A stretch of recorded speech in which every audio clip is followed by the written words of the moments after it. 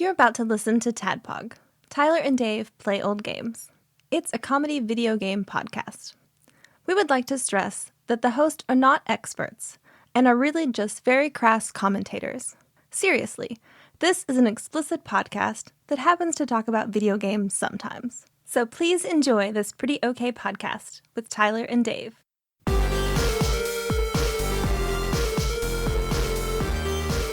Hello, Internet. I was checking to make sure the backup recorder was going. I like that. Is the backup recorder going? There we go. It sure is. Thank you. Are we on USB audio codec? Yes. All right. Now I can focus. Well, welcome to another TADPOG podcast. It's Tyler and Dave and Ian play old games. Today, we are talking about... Leeds finest. Yeah, Leeds finest. Todd... What is David Cross's character who says, I live in Leeds? Todd Margaret. Todd Margaret. Yeah, it's funny that you bring that up because I thought the same thing when I saw Leeds on the title screen for Clue. I was like, I want to get some Muscle Thunder? Muscle. Was it, what was Thunder, it? Thunder Muscle. Thunder Muscle. What is it that Roland flips around? Oh, a saucy. So, yeah. I forgot about that. Today we're going to be talking about Clue for the Super Nintendo and the movie. The movie. Bonus movie content. That's what I'm going to contribute the most. Yeah, probably going to be the bulk of the content. And that's not our fault. I feel like that's just... Spoilers, the video game Clue is the board game Clue. On Super Nintendo. Yep. And I have thoughts Hope you have about honest friends. Yeah, only worse when you get to close your eyes. I know. Okay, great. We're all going to talk about that. I can't wait. Before that, what you guys been up to this week? It's been a day. Yeah, it has. I know what you're talking about. Hell yeah. Hell yeah. Hell no. No, This fuck. time. I hit a fucking animal on the way here tonight. What kind? Oh, on the way here? Yeah. Just recently? Yeah, about 40. You were already about having 30 a day. minutes ago. Holy fucking shit! Not in the new. Yeah, baby. the brand new car. Fucking. The brand new 30,000 mile car that I baby and take fucking care of. It wasn't a deer. No, Good. it was like a dog, I think. The fucking thing ran right into my front tire. I mean, Or a raccoon or a capybara. It was a big animal. Tyler, it where's was Bella? It was it was way back there. Okay. Wasn't Bella. It's fine. It wouldn't have made the loud thump that it made if it had been Bella. It was big enough to destroy the bottom right hand corner of my bumper cover. Yeah, that whole thing's just got a giant hole in it now, and I'm not going to be able to sleep until I get it fixed, which is going to cost me a shitload of money that I don't have, and I'm pissed about it. Yeah. I turned around, like I went ahead and turned around and went back into town to go through a car wash just in case there was like guts and stuff, because I saw parts of the animal come off. Along with Don't parts like of my car. Fuck that bucket. Fuck that animal. I don't care what it was. I'm glad it's dead. Because it got what it wanted. Because there is no way. Yeah. There is no way that animal wasn't trying to kill itself. And before you people out there listening to this show say it wasn't, dang it. He's fine. Anyway, I went back and I pulled into the finish line or whatever and looked, and yeah, there's a huge hole in my bumper cover. There's no blood or anything that I could see, and the car's drivable and whatever, but I'm still really pissed about it. I babied that car, and I have put a lot of work, particularly into the front bumper cover. You know, John Turley and I pulled the covers off our cars to change out our radiator fans. I remember you telling me about that. We got some special spray paint for the grill to like black it out, make it look fresh and nice and matte color, and that whole thing's gonna have to go now. Or I just drive it around with a giant hole, which I'm not gonna want to do. Yeah. So Well, I saw a TikTok where I can get some ramen and some Bondo, and we can get you set that's right up. right. I could just put ramen on it. I didn't think about that. So there's that. That was my It's going to night. attract more animals. Up, little squirrels out gnawing on it yeah. and shit. Get. I'm sorry to hear that. That's a shitty way to start the Yeah. evening. I mean, I had a pretty decent day aside from that, but That's it was good. just that sucked. There was absolutely no way for me to avoid it, and it's just Dude, I've been there. but when I went back, I turned around to come back here, obviously, and I passed it. It's dead. Whatever it is dead. Well, yeah, if you saw pieces. I saw. I saw pieces of my car, and I'm pretty sure. Of the animal. Well, I think I saw pieces of the animal too, but I lost a lot of my car, like a lot of that.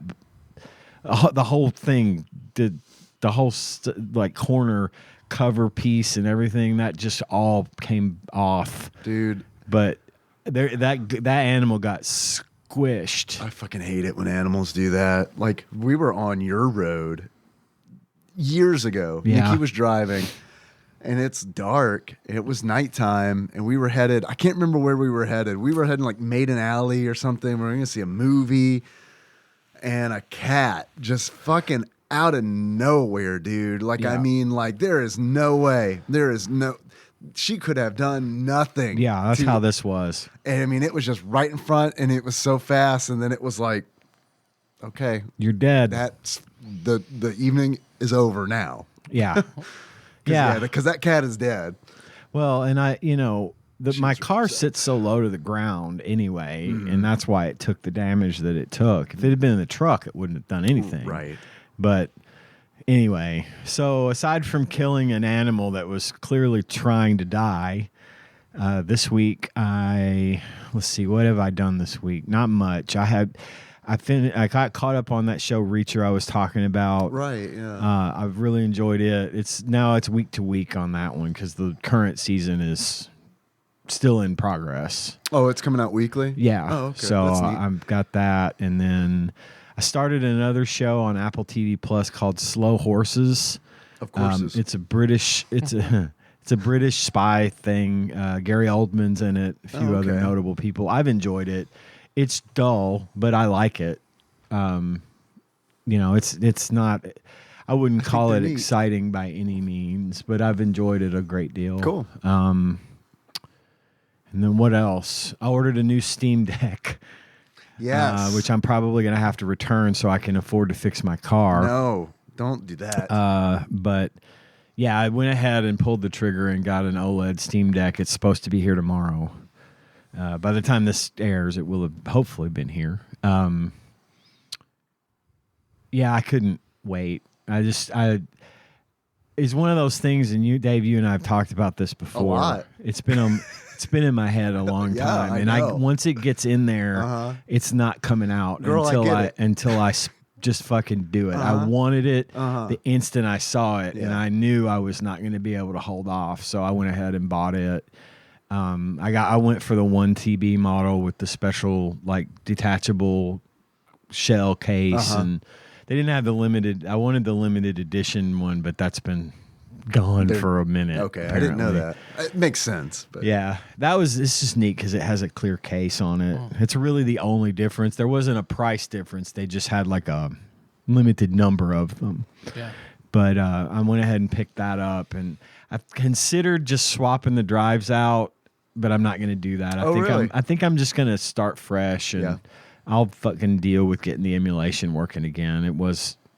I know what we did wrong, or what I did wrong last time, so it shouldn't take as long. Nah. But I'm excited because, from what I understand, I've watched a lot of videos about it. It gets less warm in your hand because they've redistributed the heat yeah. dispensation or Does it still have good dispersion. vent smell?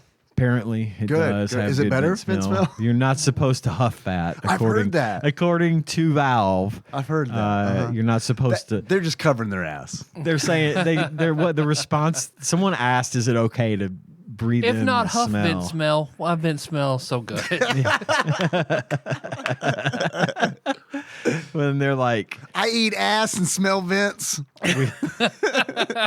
Come on, Steve. come at me, bro. Gum? They might all out of bubble gum. But I think the I'm here to eat ass I and came smell here to eat vents, ass and huff vents. and I'm all out of vents. That's how I'm going to lead when I get home tonight. I think it'll work. I think it'll get you in the door. I really do. But they said something like, while the smell coming from the vent isn't toxic, we don't recommend that you just breathe it in or something. 9 out of 10 doctors agree. But and then the battery life Don't is use supposed metal on to. Teflon pans and don't smell your steam ventilation. The two things you need to know. So apparently it's got better battery life, and of course it's Right. got that That's nice what I'm really OLED interested in, is that screen. battery life. I am too, because I tend to play mine to the bone. Like it'll get down to They're all like same. Yeah. 2% before I plug it in. Man, and when it happens fast. Because I remember on a trip I was playing Baldur's Gate, and it was like, "Hey, your Steam Deck is about to die," and it's like, "Yeah, okay." Your Steam Deck is turning off now. Yeah. Holy shit. Yeah. So that and the pretty OLED screen and Yeah, stuff. dude. I'm looking forward to I'm it. excited for you. That's awesome. I'm glad that you did it, because I know that you really wanted to do It's it. been We've it's been talking about bothering it. me enough. Like I thought, okay, I'll let it fester for a month or two, and if I still can't stop thinking about it by the time January rolls around. So like December 31, I was like, fuck it, honey, I'm buying this thing. I'm gonna sell my old one and pay back most of it. So I should be able to get a little bit of money for my old one. Yeah. Enough to cover more than half of the cost. Because I actually had some Steam money also that went towards it. So I was able to do that. So I'll update next week on how that went. Cool. I'm hoping to get that tomorrow. And then last thing I was going to bring up was I played a bunch of Overwatch yesterday over the course of the last week, and I've been having a lot of fun with Overwatch still. I've been ranking up a little. So Unranked has a sort of a ranking system called endorsements, where you can endorse other players on your Gotcha. team or players on the other team if you think they did really well. Yeah. Like if someone got a whole bunch of healing on you or helped you. If you thought someone's performance was exemplary, at the end of the match, you can endorse two people, and that can be someone on the other team if you're so inclined. And so my endorsement level's been going up a little bit, and it's the highest I've ever seen anyone's endorsement. And you don't see their endorsements until after the match. That makes sense. And Do you I'm see at the level total endorsements. Well, you see, it's a number. It's like 1 through. I've only seen 5, but apparently it goes to 6 and maybe even beyond. It's harder and harder and harder to get to that, I guess. As Yeah, because you get endorsed. You get like your endorsement level will go up because of your willingness. One of the things that gets penalized if you are a leaver. If you leave games, like if it's not going well and you just fucking drop out and leave the rest of your team hanging, because I solo queue a lot and pretty much exclusively. And if you drop out of games, that kind of counts against your endorsement level. Sense. And the more endorsements you give and get, the more it rises. Mm-hmm. And so I'm at 4, and I think I'm starting to cross into the possibility of being near 5, level 5, because I'm starting to see more and more level 5s when I go to endorse the other team or the other players on my team. I'm seeing a lot more level 5s. So it's like part of the matchmaking, you think? I think it is, because a lot more of my games have been more fun and more fair, and I feel like I'm starting to come out of that gray area of just shitty people playing. Some of it's been crap, but like I can almost guarantee that every time I've had a shitty game, when I go to endorse, everyone else on my team is a 1 or a 2 or 3. Usually 1s and 2s are the kind of the ones that they're either new players, which is understandable, Sure. and there's not a whole lot of people playing that game, so I'm getting put in games with people that maybe aren't as experienced at it as me or whatever, or they're just shitty people, which is evident. But anyway, I'm starting to enjoy my games more because I feel like they're getting. I feel like they're a little bit more well populated. Good. So That's great. But I played enough of that to the point where I got kind of and didn't want to play anymore yesterday. So I was going through on the Steam sale because I think it's about to end, and I found this little game called Unpacking. Yeah, I've heard of Have this. you heard of Unpacking? Yeah. Mm-hmm. I picked it up. RTAJ was she? Is she playing it? Yeah, she was all about it. Okay, it's this. It's only been out for about a year, I think, Yeah, maybe give or somewhere around take. there.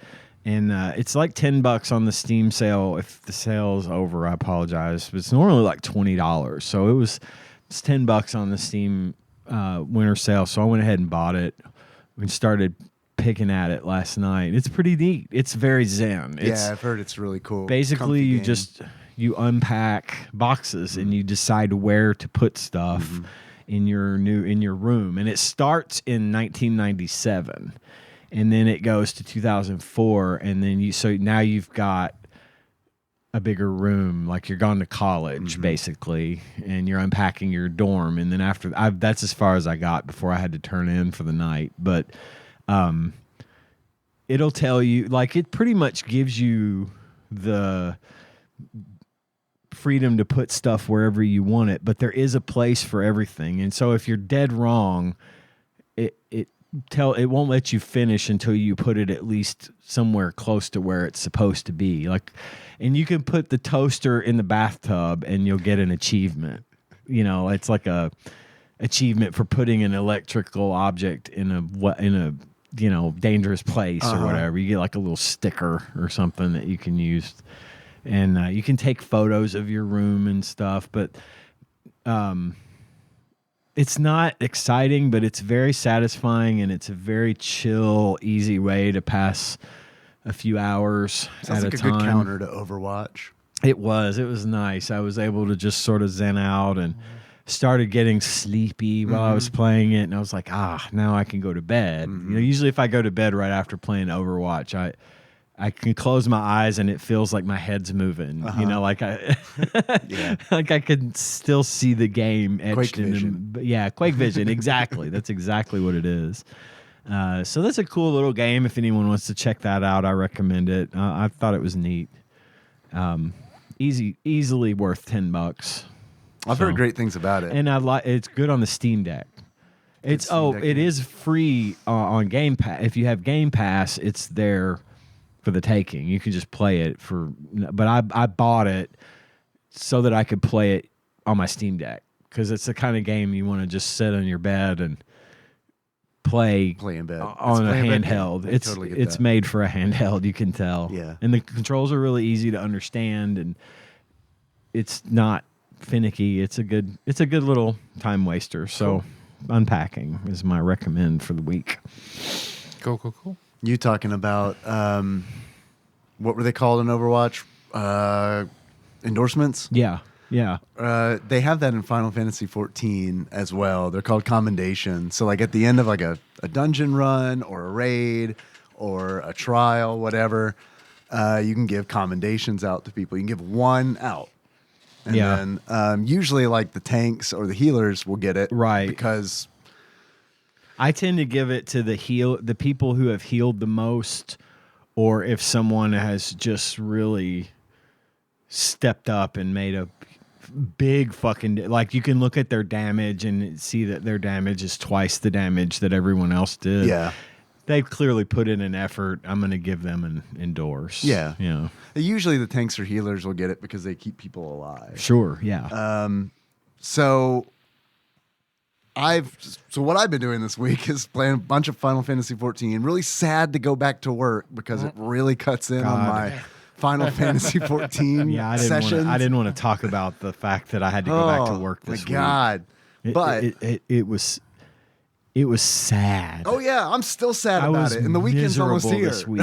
I was miserable. I was like, this sucks. Yeah. I don't want to fucking be here. Yeah. I was off for like 9 days. Yeah. I forgot how to do my job. I had to spend the first half hour I was there remembering what was I doing when I left? Because I noped the fuck out. Yeah. On my last day before my vacation, I didn't do shit. And I just I did stuff, but then like towards the end of the day, I just stopped caring and then I left. I didn't wrap anything. I didn't make notes. I just turned my machine off and went on vacation. And when I came back, I didn't know where I had left off. So anyway, go ahead. Sorry. No worries. It's just that I get less time with Final Fantasy now, and that makes you sad. Yeah. But I'm in the final expansion now, so I guess I'm technically current.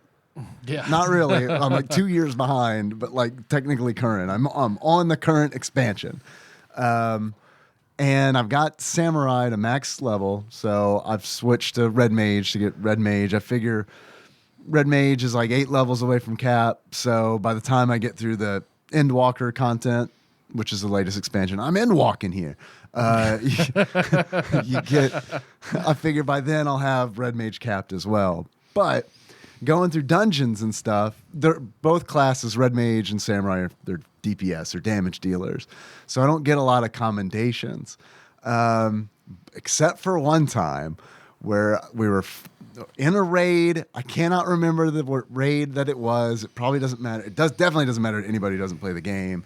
But at one point, you're fighting this boss that does like a classic, like stereotypical Final Fantasy move where like the battle fucking stops and then there's a cutscene that's like a summon where essentially it like zooms out and this boss like rockets you into another galaxy and you can't do anything because it's a cutscene and I type I must go, my planet needs me. And then at the end of that one I got like 4 to 5 combinations. I love that. I love that. I was like, all right, I think I found my niche. Bunch of like-minded people in that raid with you. Yeah, that's fucking good shit. I love that. Do you have anything like Refresh was from Red Mages in 11? Is there anything, no, or do they have a niche role like that? No, well, they kind of have a niche role in the fact that they can resurrect somebody the fastest, essentially. Okay. You have to use a skill before you cast Verraise. But I've gotten a few, I feel like, I was in a dungeon the other night, and it's like, I had only gone through this dungeon once before, and it was on Samurai. This is the first time going through with Red Mage. I hadn't played Red Mage in a really long time, so I'm like rusty. I'm fucking it up. Like, it's just like, oh my God, these guys are like a well-oiled machine, and I'm like the sticky fucking cog, and it's like, well, it's a quiet run too. Some runs are chatty where people will talk, and like this one's quiet, and it's like, okay, well, probably these guys are probably fucking hating the shit out of me right now. They're wearing their business socks. Right. Yeah. We get to the end, we're fighting a boss. The healer dies, and it's like, it's my time to shine. And I pop that Swift Cast Verraise, and then it made up for all the fucking horrible shit to me in my mind. It's like, oh, hey, this guy's all right. I've redeemed myself. Yeah, this guy who's been sabotaging the run the entire time, clearly on purpose, so he could have this moment. So yeah, man, that game's good. Awesome. Game's good. Other than that, still in the wolves of Kala. And stay tuned at the end of tonight's episode for a bunch of Dark Tower spoilers. DTSs. Probably about a third of the way through that. I'm loving it. Like McDonald's. And I'm not getting through it as fast as I got through the other books, but that is okay. Doesn't hurt to slow down a little. Yeah, I feel like I went through the Wastelands and Wizard and Glass like super fast. Yeah, it's not hard to do because it's riveting. Yeah, and honestly, drawing to the 3 too, because like that one was the one where it was just like I can't stop listening to this book. So this one's been going a little bit slower, but that's okay. That's pretty much it. I watched Clue. Yeah. Me too. Yeah, me too. I can look at my notes and see if I did anything else. I should probably open my notes. Good reminder. I opened mine and was like, oh yeah, I don't hardly have any. That's it. That's all I did. Back to work. Sad. Final Fantasy Dark Tower. There we go. I hit all the key Pretty good. points. I'll send you the presentation slides at the end of this podcast. As of today, Melissa and I have quit Monopoly Go. Nice. We're out. We're done. Uninstalled. Congratulations. I already know how Thank that feels. I know what leads to a decision. Yeah. like Was that. there a conversation? Like, Yeah, because you collect stickers, and she's been obsessed with these stickers. She got all of her first set, and now they had a new Christmas set, and she was one sticker away. And all the trade groups, she couldn't get a trade for it. fucking Park Place. She got, Yeah, they give all the West Coasters Park Place. exactly how it is. And then, because I'm trying to help her, I finished my set, and then like every card pack doesn't give her what she wants, and they're selling the packs that will for $30 a piece. The packs that might or will. That will, because there's a guaranteed. pack that is guaranteed one card you do not have, and it's $30 fucking dollars. Yeah. And I was like, well, I know this means a lot to you. You've always been just get it. She's like, no, fuck that. So she didn't get it, and she was just like, I'm pissed because I did everything that I was supposed to do with this game, and I wanted to spend more money. I've got like sympathy in my stomach. It hurts. I know that feel. I know that when you have given so much time and energy and played the game the way that you're supposed to play it, and it still isn't. Well, it's clearly designed to fuck you. I mean, it's designed to make you spend money. I get it, but I've seen the tendrils of capitalism slowly encroach on it. Even the short time I've been playing it, where it's gotten substantially worse, and the benefits and the rewards are getting harder to get and smaller and smaller. Yeah, and smaller. I know that. I know that, and I hate that because it's like y'all had me. I'm willing to spend a little money from time to time. Yep. Take a little bit of my money from time to time, or have zero of my money ever again because fuck you. I know what you're doing. It's like they're I'm not only stupid. appealing to the whales. That's it. Yeah, I hate that, man. I'm sorry. That sucks. All the fucking gotcha games where it's like, I mean, like some of those were like I've been playing. God, what's the big one? I'm having a big brain fart right now. It's oh my god, the fantasy anime waifu game. Fuck. Something slow life. Yeah. I see that on TikTok all the goddamn time. I know what you're talking about. I can't think of the name of it either. Oh my God, now I'm mad. I'm looking it up. Don't worry. I'm so mad about it because I'm like, Honkai Star Rail? Nope, that's the other game then. Genshin Impact. Thank you. God damn it. Okay. Fuck. I That knew took it. so long. I swear to God, I knew it. And I just could not come up with that. But I tried that game out. I've tried the game out a couple times. I wanted to, and Don't. I've talked myself out of it several Smart. times. Because what I discovered is like, man, you know what I like about this game? Is the fucking slot machine part of it. Yeah. I don't like the other part. I don't like the game. I like the You part like where the it's part like, where you- let's see if I get a pretty anime girl. Yeah. Nope, I didn't. I guess try it again. Rhea Oh, the Coos, roll again. that's right. Yeah. Oh man. This is my third Rhea. Look, I would if they had a really super fucking like disgusting one. That is the one that I would make. Yeah, absolutely. Because that's like I get back to Final Fantasy. I get so much joy playing a Lalafell, which is the Taru in Final Fantasy 14.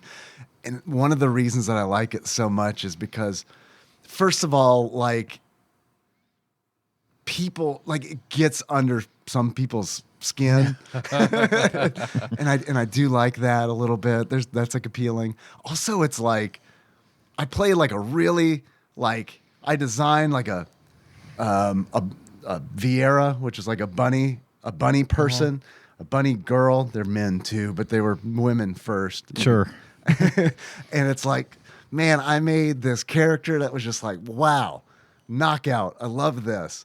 And then I got so many fucking dirty tells from people where it's like, is this what it's like to be a woman? I think it is, yes. I get it now. All the women out in the sucks. audience that listen to this show are like, yep, now you fucking know. This fucking sucks. This is why I don't talk on games. I'm gonna play a character instead where if I get a tell like that, they're a pedophile. I still get just as many tells as I did before. I'm not playing on 4chan. This is Final Fantasy 14. I have similar thing going on. I'll run different. I've got a whole bunch of skins for my Overwatch, and sometimes I'll get in the mood to play really ugly ones or ones that are obviously super outlandish and garish and are going to draw a lot of attention. And some of them are pretty good stealth skins where you can kind of blend in with the environment a little bit or whatever.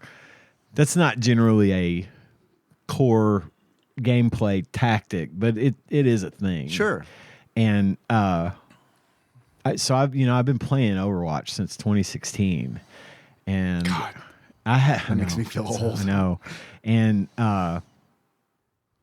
there's this one skin that came out called it was for Mercy, the healer Mercy, and it's called Pink, and it was the one and only time Blizzard ever sold a skin for cash and not like game coins, because it was a donation to the Susan G. Komen breast cancer research promotion. It was like all the proceeds from the skin, like a charity tie-in. Yeah, it was a charity tie-in, and all the proceeds went to breast cancer research. And that's how I lost my mom. So it's like, okay, I will do. It was like $20, and it was worthwhile for me, and it was a cool skin. Yeah.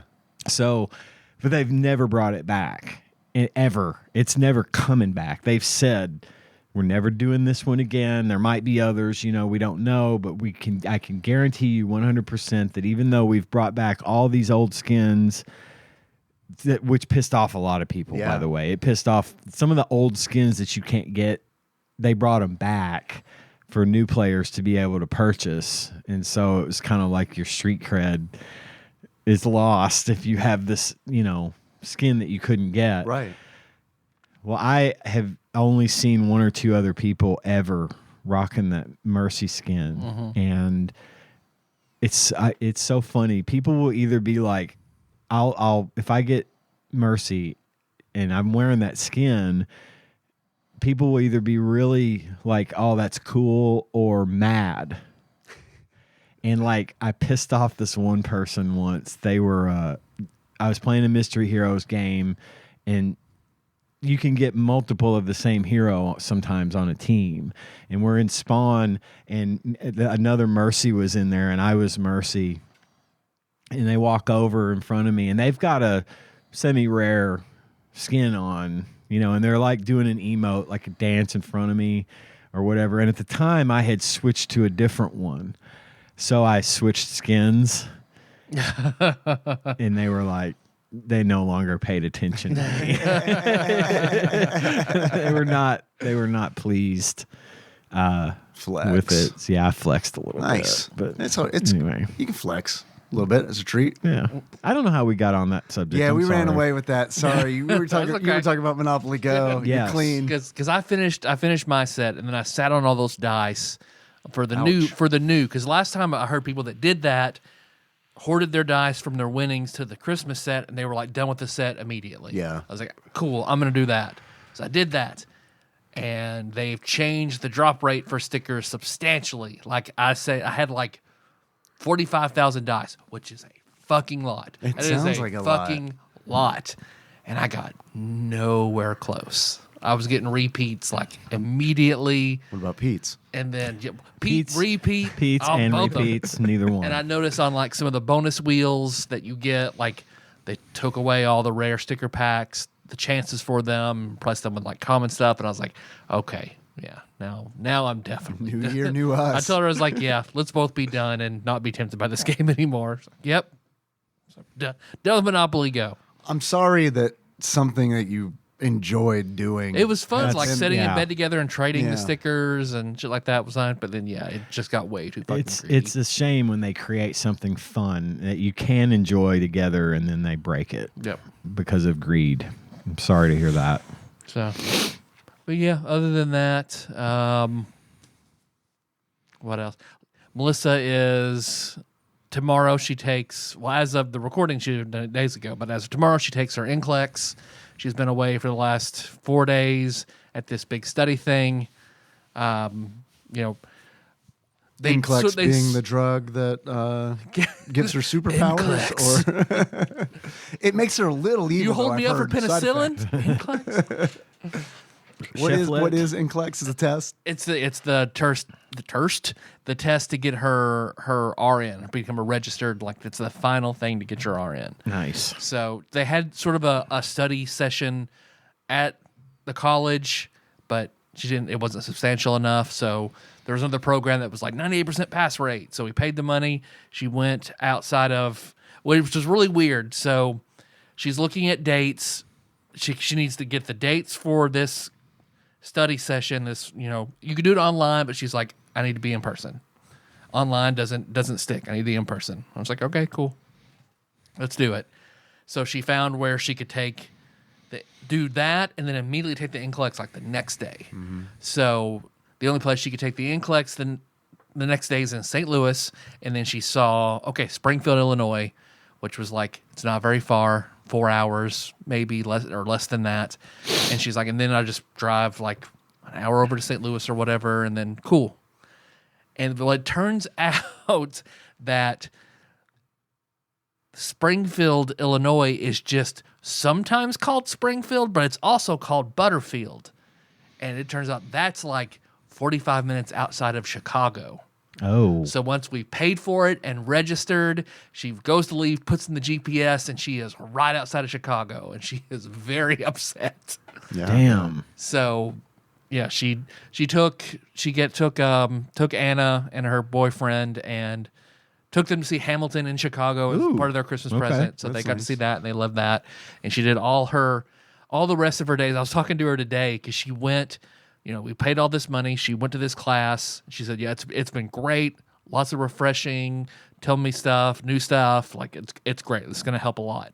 It's like, but I am by far the oldest one here. This is part of another nursing school's program. So it's all 18-year-old kids That she who doesn't know. didn't have to pay for it as part of their program. They don't give a fuck. So it's me and the teacher who is like 70 on the other side, and no one gives a shit. I was like, well, at least she paid you special attention. She's like, yeah, she did, because the 18-year-old kids had their little Stanley cups all talking over her, didn't give a shit.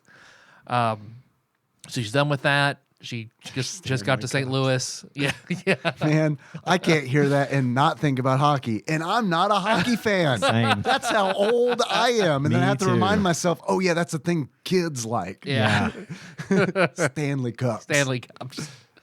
And that's how On fucked their up I am. TikToks. I don't even, you're like, oh, that is a hockey thing, isn't it?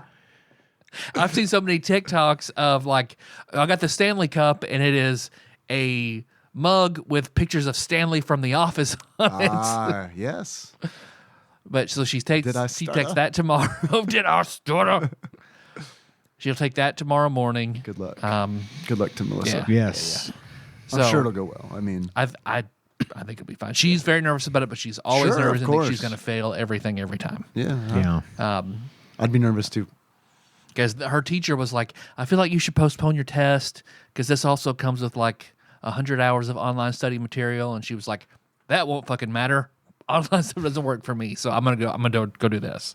I was like, yeah, that's when she would spend like a week studying, it didn't stick as well as a 2-hour cram session for her right before the test. Yeah. That's how she did better every time in nursing school.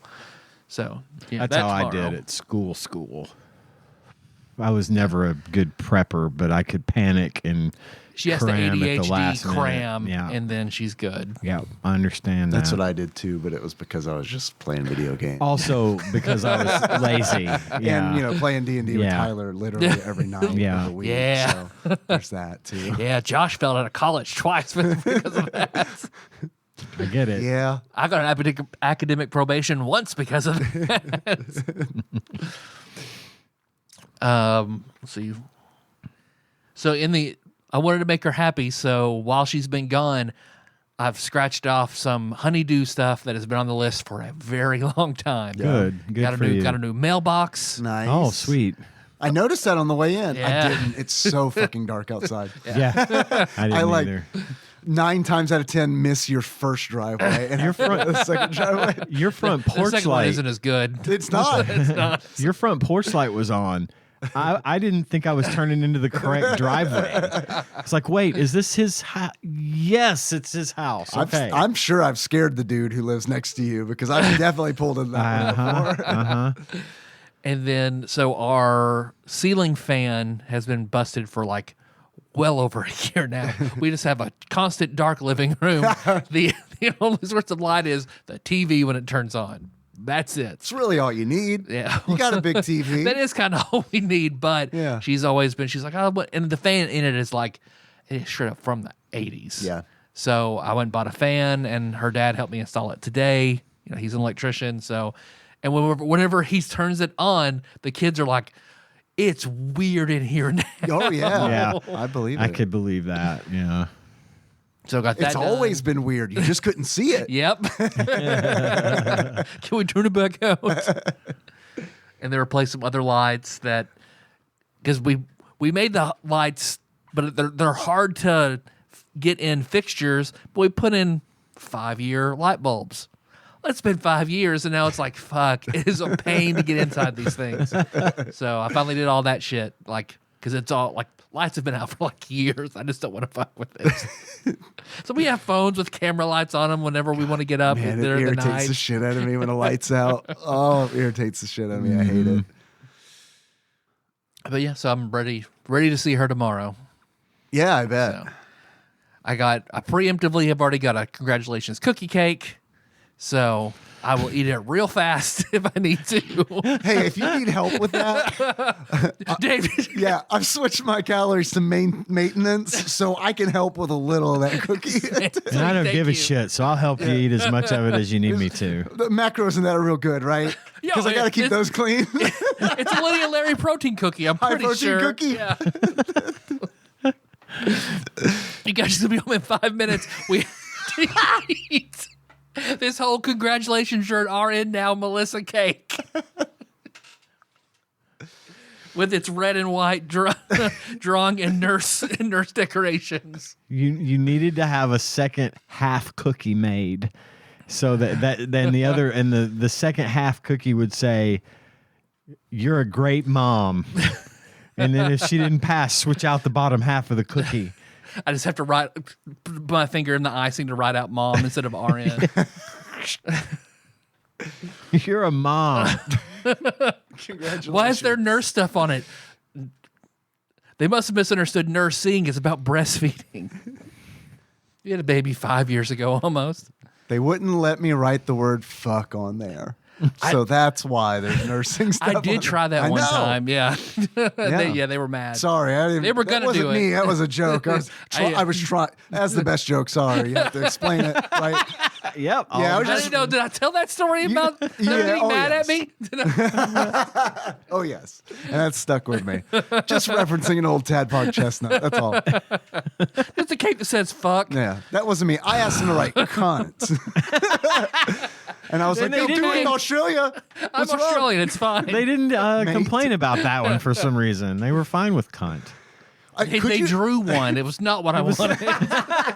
Could you write old witch's pussy on there? I'm having a gunslinger themed party. Should we do the Dark Tower? No. Ma'am, this is literary. Try reading a book, miss. Oh, the Rhea the Coup special. Yeah, that's in the That's book. right. Yeah. It's $30 extra. It's fine. Worth it. We'll serve it on a pink grapefruit if that will help. Can you make me an honest cookie? It's just a mash of cookie you put your finger in. Now, has this cookie been eaten already?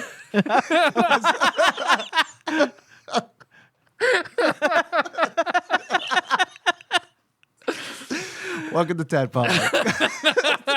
That's the artisanal part of the show right It's there. a 3-part Venn diagram of Dark Tower cookies and vaginas. Oh, shit. Well, do we want to do a draft? Board game draft? That's what I was thinking. Oh. Board game draft. Clue, right? I mean, it's not on my fucking draft, but Nope. it might be on one of y'all's. Not mine either. Spoilers. Yeah, sure. I got a piece of paper right here. I have one too that has the name of an orthodontist on it. All right, Ian, pick 2 numbers. 4 and 6. Dave. 19. I asked, Roland. I asked. 5 and 2. 5 and 2. 6. So Ian, me, Dave. Ian, number 1. I am going to pick Clue. I very much enjoyed Clue. That's a strong pick. Clue It's a is good game. popular game. Yeah. It's been around for a long time. The last board game that I really, really enjoyed was over at Josh's house. We played that Pick Your Own Adventure. Yeah. I thought that was fucking phenomenal. Yeah, they've got I will several do of the Pick them. Your Own Adventure board game. I went and bought one immediately the next day. Mine are gonna be pretty traditional, and there's one game that's gonna be on my list, but I can't remember the name of it. So We can help you with that. yeah, you may be able to. You probably played it, but sorry, go ahead. No worries. Yeah, mine are, I don't know. I might have a mix of traditional and then also like artisanal board games. But I'm going with Monopoly first. I mean, I feel like I have to go with Monopoly. Not Monopoly Go. That can't not Monopoly Go. I haven't played that one, so I don't know. I had Monopoly on my list. Oh, I I like like- McDonald's Monopolies. Yeah, that's a good one. I live in tastier. California. It's been great. Tudorfish. Tudorfish. I like the idea of playing Monopoly until I get about halfway through a game, and then I'm done. I think it takes too long. But that's how I always win Monopoly is everybody quits. Yeah, It's like, I win? Yeah, you just got to have the most stamina. Yeah, yeah, it's an endurance match. They don't for tell sure. you that. I don't really, honestly. There are games I much prefer over Monopoly, but I just can't let that go. It's a great second game. round pick. No, it's a good pick. Ian, number 2. Yahtzee. Yahtzee. I love Yahtzee. I don't know how to play, I can teach you. It's super fun. but I'd have to charge. But I'd have to. I can teach you how to play Yahtzee, but I'd have to charge. My Yahtzee brings all the boys to the yard. They're like 5's better than 4's. Nice. I'll And teach. they're like, Yahtzee! I can teach you how to play. It's a good game. Tony and I play it a lot. That's like our go-to game Cool. to play together because it's easy. You don't have all you have is dice and scorecards. You don't have to have pieces in a board and all that kind of stuff. It's just a good game to play on a whim. I bought a set over Christmas and I keep it at my desk and we'll play at work sometimes just for fun, just for the hell of it. Nikki's family plays a game called Hot Dice, which I think is like some kind of variation of Yahtzee. Oh yeah. So I don't think I've heard of that. It's been. I've seen other people play it under a different name, and there are like other. We played it with my parents when they came to visit one time, Yeah. and they were like, "Oh, we've played this, but this rule was different, and this rule was Gotcha. different." So kind of one of those. Yeah, I actually when I bought the game, Grappling rules are different. in this one. when I bought this, I was reading the instruction book, and I've played it for years, but there was a rule I didn't know about, and I read this rule, and then I came home, and Tanya and I played, and I said, oh, yeah, by the way, Oh, shit. this is a rule. And she was kind of frustrated. She was kind of mad Gnomes about are no it. longer a race. Yeah. She was like, I've never heard of that. I'm like, it's literally in the official rules. I read it. I can come wherever I want. It's a rule. No, It's part of Yo, the game. Yahtzee, can you do me a solid? I need a one-off instruction manual. But anyway, you can get that on Etsy. there are different variations and ways to play it, but the core gameplay is always the same. And I'll bring my set next week. Okay. Maybe we'll play a quick game. I'll All right. teach you. I'm down. It's quick and easy to learn, but it's fun to know how to play. Okay. If you were, I mean, as long as you don't charge. I can't for afford. you, I would never. Thank you. My number 2 will be a game I believe you introduced me to, Dave, many, many years ago. And I went. Nightcrawlers. It's expensive. Nightcrawler. Overwatch. Almost. Arkham Horror. Oh, yeah. Arkham Horror is a great game. Loved Arkham Horror. Yeah, Arkham Horror rules. It's a long game. Long, and it was an expensive one, but I still have it. It's over there on my collection rack. Yeah, it's good. Good choice. Dave, your number 2. I'm going to stick with traditional for now. I'm going to go with the game that I always wanted, and my mom would never buy it for me because she thought it was too noisy. You'd think it would be a different game, Operation, but it was Hungry Hungry Hippos. Operation's way noisier than Hungry Hungry Hippos. I disagree. Really? I think there's more consistent noise In in Hungry Hungry Hungry Hippos, yeah, for Hippos. sure. Operation is a jump scare game. Yeah. Yeah. That one, my parents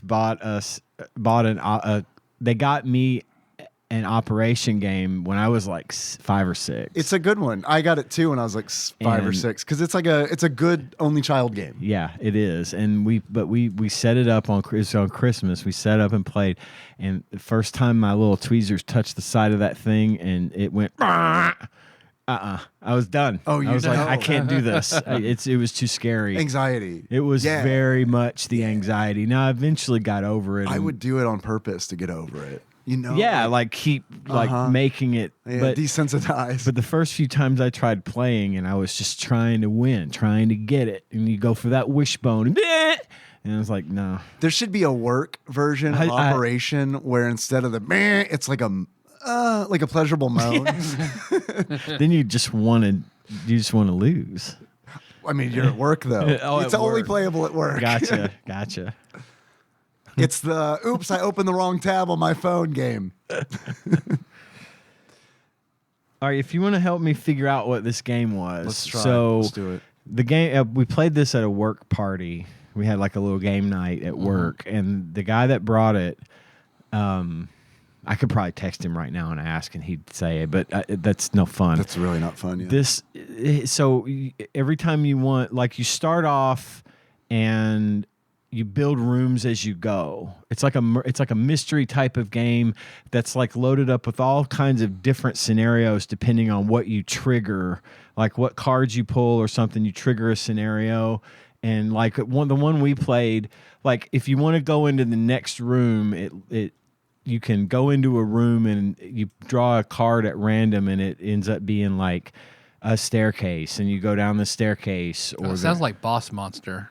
Is that it's how not that. operates? And this one, like, and there's all manner of like different scenarios that could happen. And so the thing that happened to us was that all of these doppelgangers of us appeared out of nowhere and were attacking, and you have to like House. it was Haunted Hill. Yeah. What it's is not it? Where House the on one Haunted person Hill. becomes the villain at the end. maybe. Because we played that one a lot. Yeah. So much that I'm ashamed that I This can't one remember the exact apparently name. has been around a while, and it was Because Ramon started that in college, and then Josh and Nicole bought it, and we played it at their house a few times. yeah. So I don't. Betrayal at Betray- House on the Hill. Yeah. is one. Yo, that that's I'm it. thinking of. Okay. It's Yeah, a Betrayal fun at House game. on the Hill. That's a super That fun is game. good. I never played it before this, and yeah, I really had a good time playing. Yeah, and it was that really game great rules. because we had like 7 people playing. Yeah. So it was a lot of fun. Betrayal at House on the Hill. Betrayal at House on The Hill. Okay. That's my next pick. Yeah. I should have that name memorized, but I haven't played it in years. It's been a long time. Like Josh and Nicole were in like a different house, like freshly married the last time I played that. Okay. Yeah, I didn't know anything about it, so that was a fun one for me. I'm gonna put that on my list. Yeah, man. Great pick. This probably should have been my first pick. I was racking my brains and it hit me. Trivial Pursuit. That's coming Love off the my shit list. out of Trivial Pursuit. I do too. It's like a pub quiz without the pub.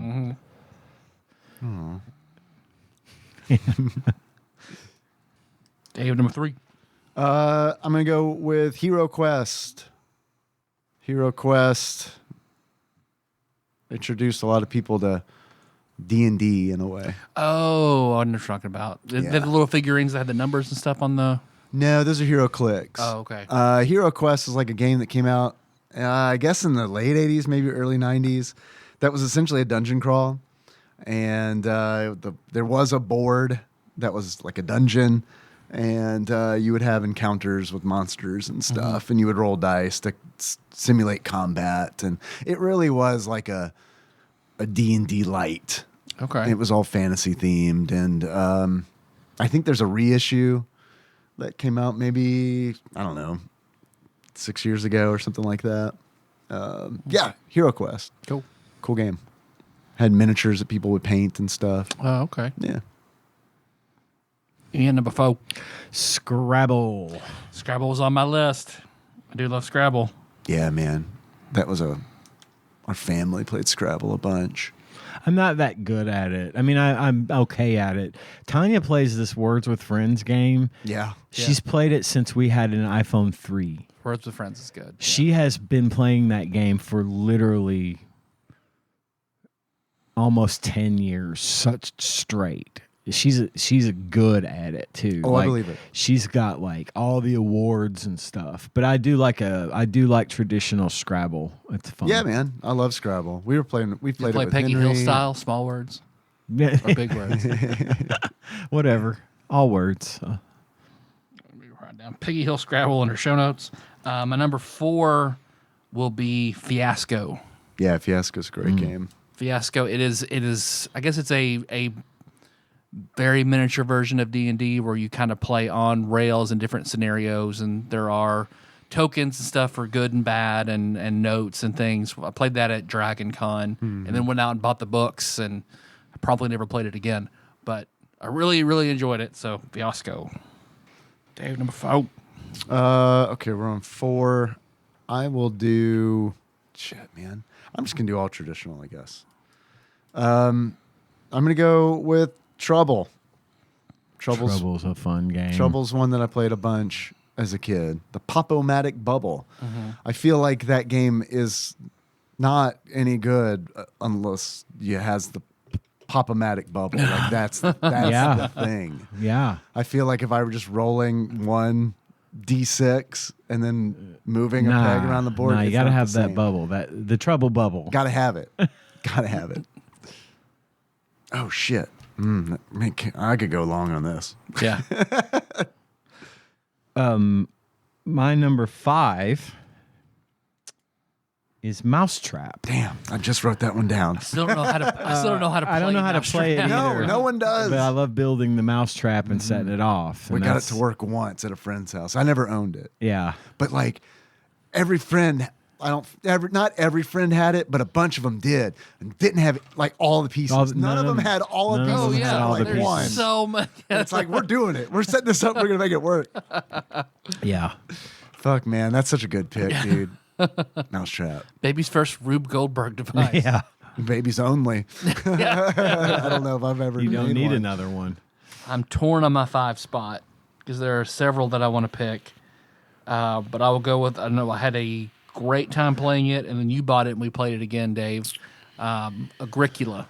Yeah, Agricola is a good really game. fun.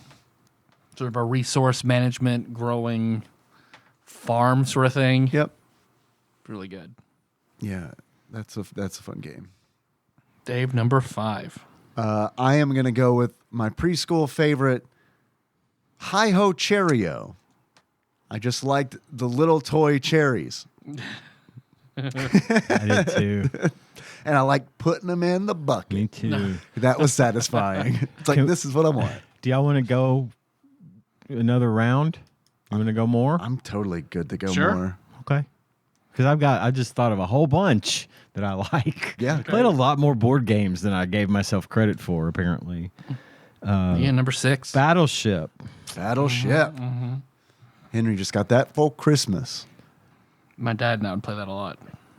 Man, my mom had never played Battleship.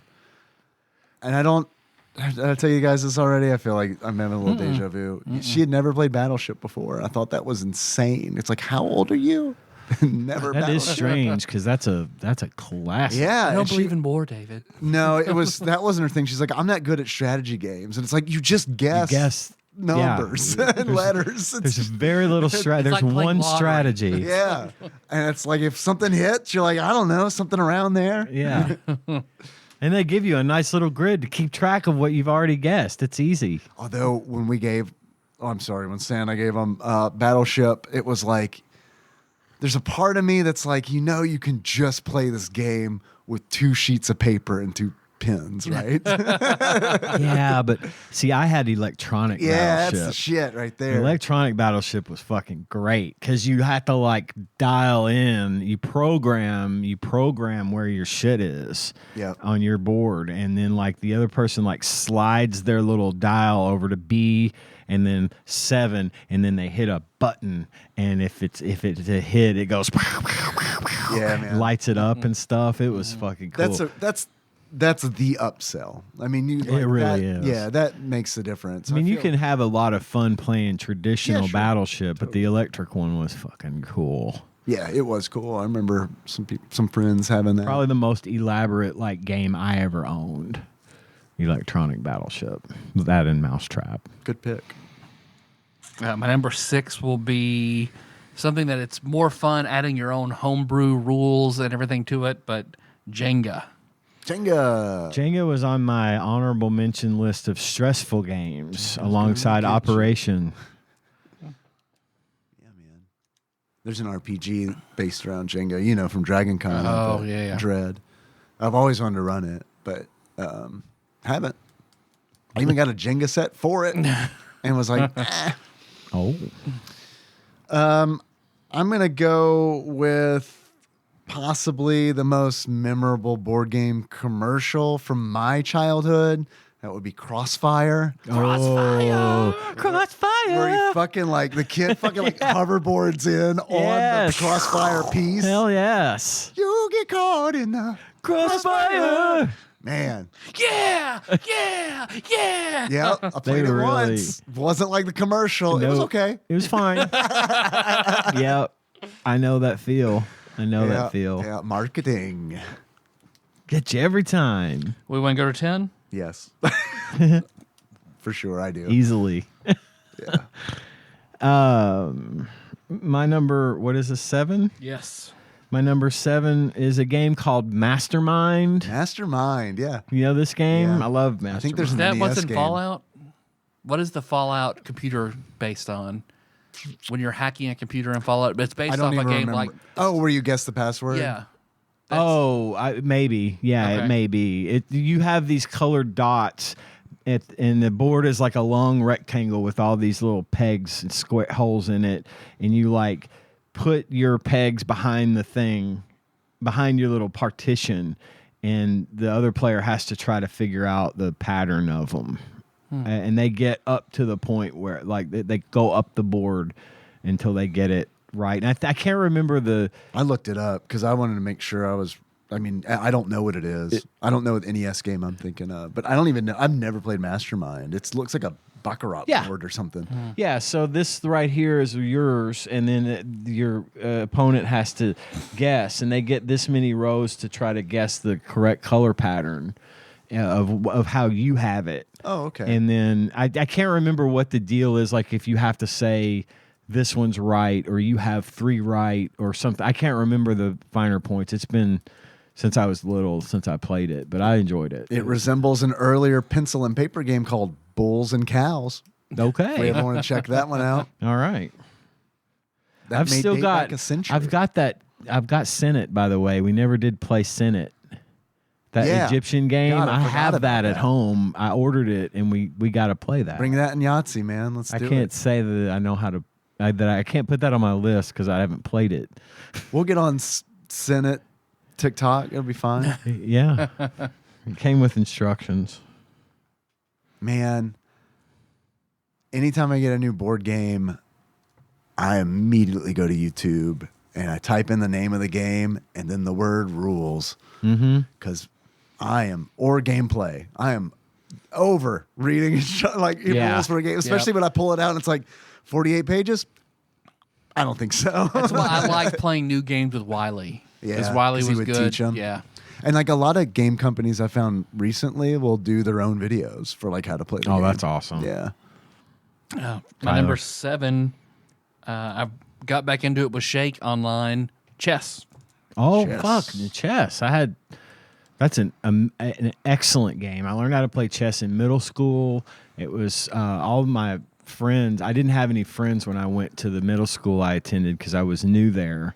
And my friends Bob and Quinn and Y and all those guys were all playing chess at lunch. And I was just sitting and watching. And they taught me how to play chess. And that's how I made friends with all of them. So, yeah, great pick. Yeah, chess is a great pick. It's a classic. Beautiful game. Dave, number 7.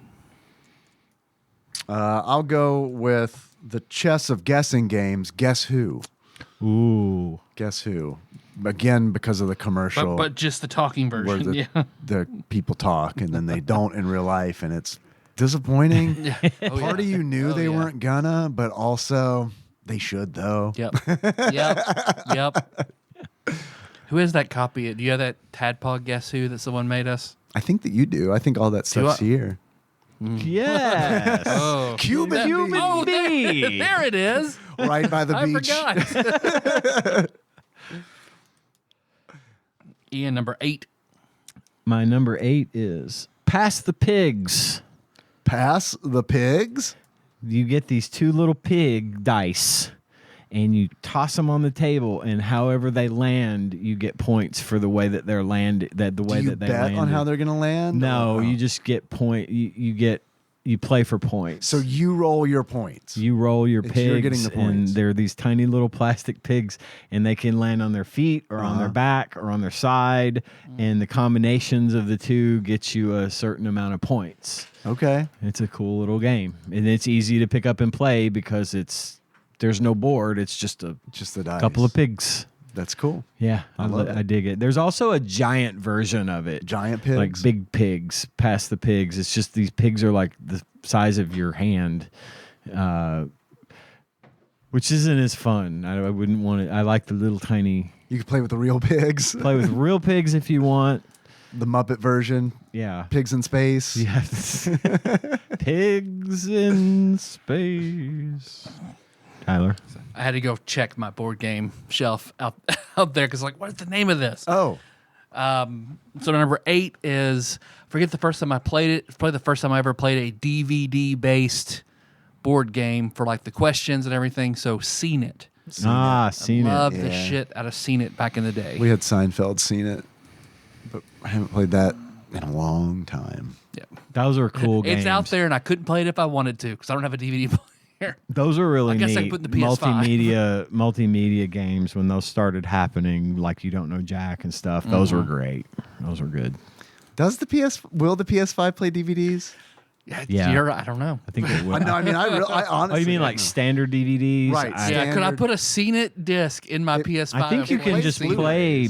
I think you can just play DVDs in a Blu-ray player. I think it's backwards compatible, but I don't know. I could be wrong. PS5 Standard Edition supports both Blu-rays and DVD discs, according to videoproc.com. All right. Want to What play about Seen It? HD DVDs? Oh no. The PS5 is not compatible, all caps, with and cannot, all caps, play DVD-ROM features. This is Reddit. I don't know. Judges are out. Okay. We'll have to see. I think I heard a rumor that you have to like download an app to play like a Blu-ray on the Xbox or something like that. I don't know. I have never like I'm done buying Blu-rays. Yeah, like no. I mean, like Yeah. games, like Nintendo Switch games, I will buy physically. But if it's in some disc based, I will buy too. But as far as fucking movies, that ship has sailed for me. Yeah. It is like I want to watch this now, and I want to pay whoever $8 for it. Yep. Yeah. Gage still collects them. So I used to, man. yeah, no. I respect the game, but I'm gonna go get though. What I'm gonna do though is ask him if I can borrow his entire Yeah. really super expensive collection of DVDs and 4Ks and all that kind of Yeah. stuff, and then sell it like he did with my DVD collection. what I don't like about it is We don't have cable. Can I borrow your DVD collection? Yeah. 2 years later, hey, where's our DVD I have collection? cable now. Oh, I sold it. Oh That my fucking sucks. God. Cool. Thanks for that. That's awesome. I only spent. My family member did something like that too. I know the pain. Yes, they did. I just don't. I feel like it's one of those things where it's like, okay, I got a new TV. I guess I rebuy all these movies that I've already bought on DVD and then bought on VHS before that. So I guess this kind of sucks. This isn't Chrono Trigger. Like, I can't just keep buying this. Yeah. Yep. Digital is the way Yeah. for me, especially. I'm tired of For buying Back to the movies, Future, y'all. Like, so tired. I like it, but I paid like $150 for that movie over and over and over. I think you're up, or did you pick? did I? Guess Who was Oh, my last one, I Guess Who think, was right? your last one. Oh, you did Past the Pigs. Then seen it. then and then seen Seen it, it, and that's back to me. Back Oh, to fuck. you. I'm going to go with Are you a talk show The host? Game of Life. I threw the card. No one could see it other than the other. It host. was- Can we, It was good. Can we was put a- brilliant. Well done. a window breaking sound effect in there? Yes, Thank you. probably. Rip it in half. I just got to make sure to adjust the volume. Apparently, I scratched out. I made a little static noise over the thing that I had Yeah. to censor out of last week's episode. Yeah. And it sounded fine to me, but apparently it scared the shit out of everyone that's listened hurt to the it. Babby's ears? Super loud. Yeah. The babbies didn't like it. My turn. Yes. Number 9. Number 9. Number nine. Number nine. Memory. Memory. Oh, where you flip the card. Yeah. Like the mini game in Super Mario Brothers 3. Yeah, you got to remember Yeah. where the Yeah. find the matching Yeah. cards. Yeah. That's a great one. My number 9 will be when my aunt used to babysit me a lot. We'd always play this game, and I love the shit out of it. Don't Break the Ice. Oh, Yes. that I love that game. Yeah. Now, you would think that under my current stressor level of Jengas and operations, things that can happen all of a sudden, that I wouldn't like Break the Ice, but I loved that game. That was fun. We had it in kindergarten, and none of us knew how to play it. I don't think the instructions were in there, and we would just kind of put it together. It had the little yellow hammer or whatever. Yeah. And so we would just hit the ice. I don't know how you're supposed to play, but we'd hit the ice, pass the hammer, hit the ice, pass the hammer. It's kind of like, it's kind of that. It's the way you're supposed to do it. Okay, good. If you are the one that knocks it to where all the ice falls out, you lose. You lose. Yeah. Because that was like a whole little bundle of Don't Break the Ice, Connect 4, Ants in the Pants, Ants in the pants. and something else that were all like the white box little bundles That's that a all good came one. together. Was the fourth one? It's my turn. Yes. Was the fourth one Don't Wake the Dragon? Because that'll be my pick, I guess. I remember Don't Wake Daddy. Shit, what was the dragon one? Maybe it was Don't Wake Daddy. I don't know Yeah. what the dragon one was. There was a game where there was like a purple dragon. That's my pick. The game with the purple dragon. It was We pop that into the. it was an opioid based board game. I They had one called Don't Wake Granny. don't And remember you had that to try one. to steal her cookies off of her little TV tray, and if you did it the wrong way, she would pop up. And that's a more recent game. That was Dragon Snacks? No, I don't think it was that. good Steam name though. It is a good Steam name. Maybe it wasn't a purple dragon. Maybe I just thought as a kid that Don't Wake Daddy would be way cooler if it was a dragon instead. That is also possibly a thing. Might be how I see my father. It's good. It's getting blurry right now. So, Dave, your number 9 is Purple Dragon Game? Purple dragon game that I might have made up. / maybe Don't Wake Daddy? / maybe Don't Wake Daddy, yes. Because that was another one I played a lot. And number 10. John Spartan, what's your boggle? Boggle. Oh, shit, man. I'm trying to find this fucking dragon game. And I'm pulling some shit that I haven't thought about in a long, long time. Oh, damn. Like a game called Shark Attack. Okay. Fuck, man. I'll be back later. I gotta watch a Shark Attack video. I have to toe dash real quick. My number 10 will be a game that I would play with my cousins, and they thought it was hilarious. And that might have been the first taste I got of like, yeah, I like making people laugh. This is fun. Which is Pretty Princess. Pretty All right. princess. So I I remember would you put telling on the story. the tiara and the earrings and all that, and they fucking love the shit out of it. Cool. This isn't my pick, but a commercial that always bothered me a whole bunch is Crocodile Dentist. Oh, yeah.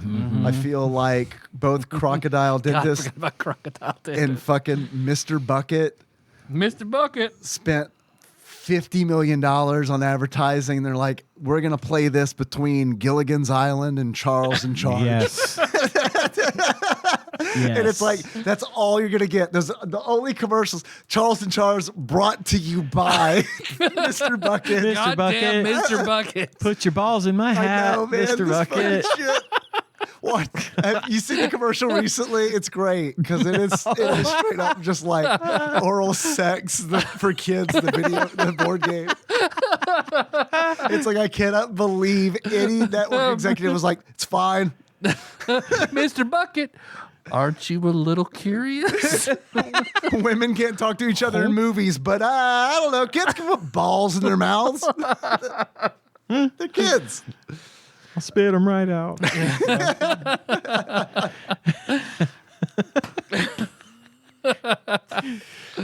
We're on 9 or 10. This is 10. This is Ah, it. This is it. shit. Conclusion. Calling it after Then I this have one. to do an artisanal board game. I haven't done one yet. So my favorite of the artisanal board games is Ticket to Ride. I figured that was coming. Ticket to Ride's a really, really fun board game where every player tries to build a railway and then make routes on that railway and fulfill routes and all that. And it's fun.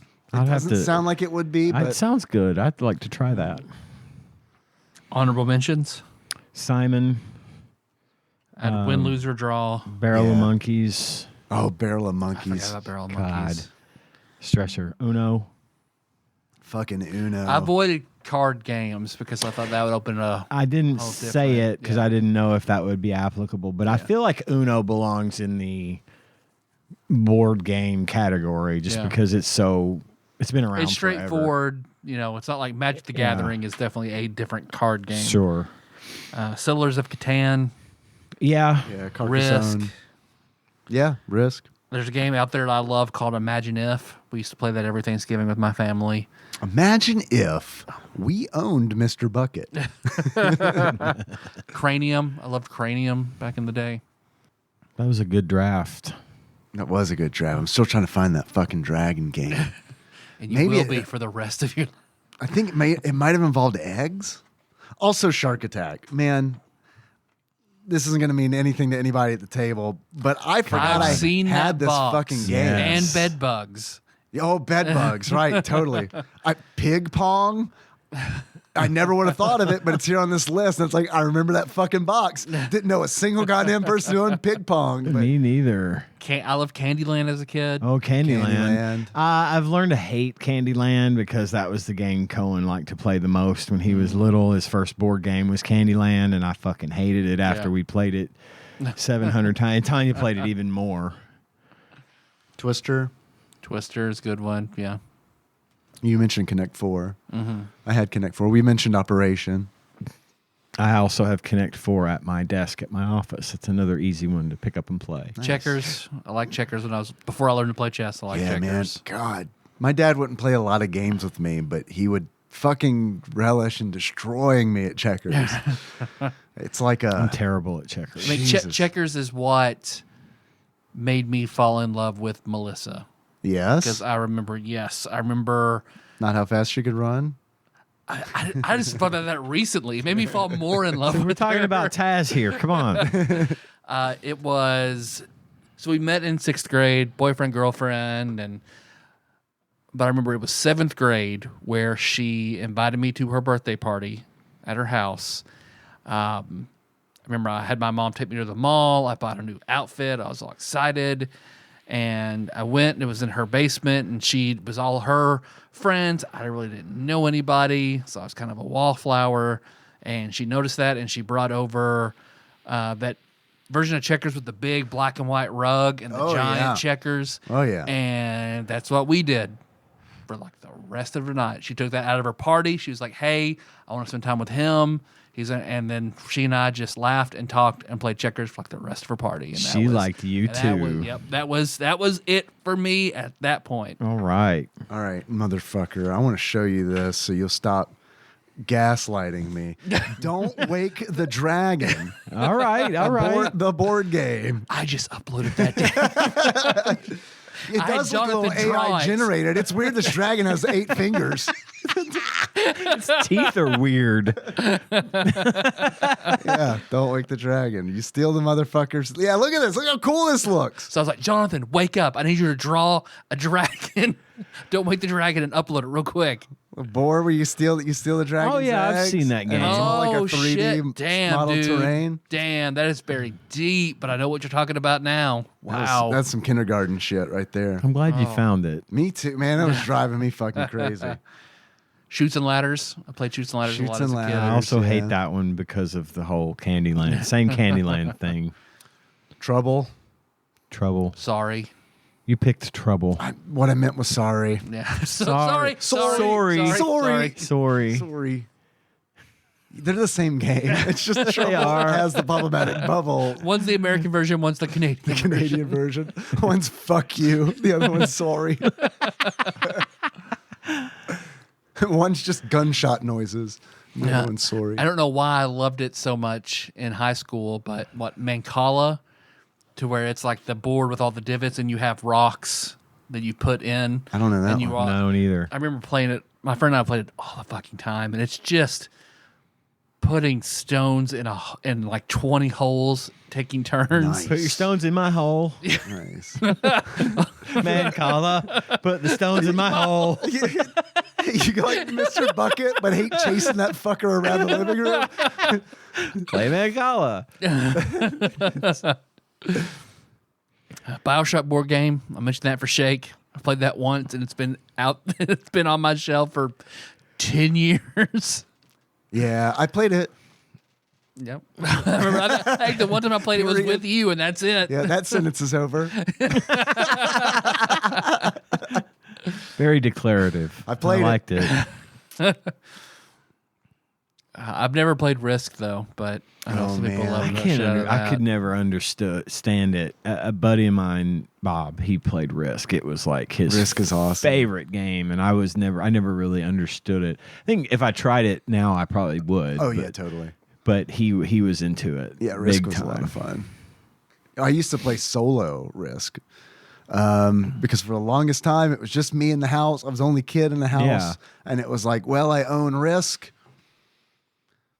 Just gonna simulate warfare, and then I'd set them all. I'd randomly generate who got what country to start and all that, and then just like, okay, let's see who wins. All right. That's what it was like living before the internet. But you know what you Oh, could you telling me? I know. you know I've never what ever board had a game So Babbies, I'm you telling the could have Babbies. played by yourself as a kid. Clue on the Super Nintendo. Yeah, that's Because on the my only list of real good version things. of way to play it is by yourself. against the computer. Yep. Well, stay tuned, everyone, and we'll be back to talk about Clue.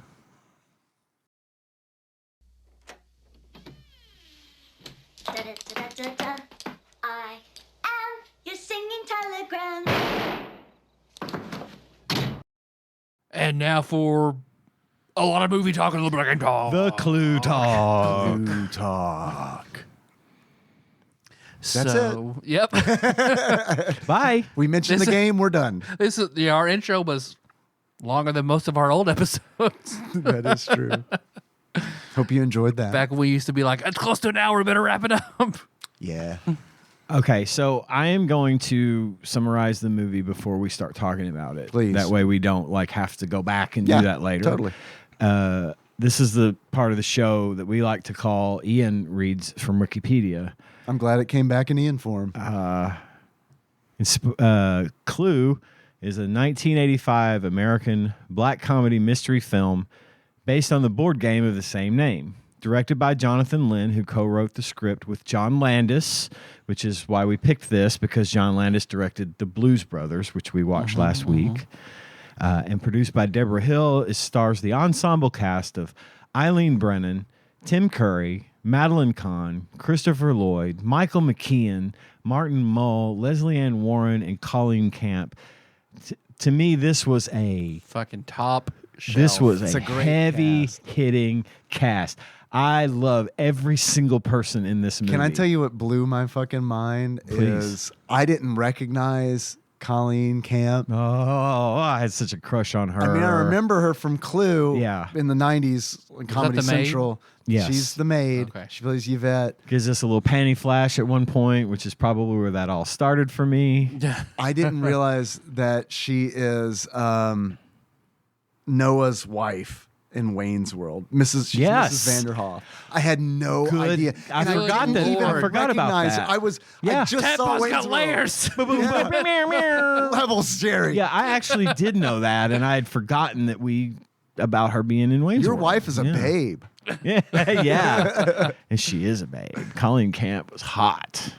She's also in Sliver, which I have definitely masturbated to in middle school so many times that it might, maybe to her, I don't know. I haven't rewatched Sliver.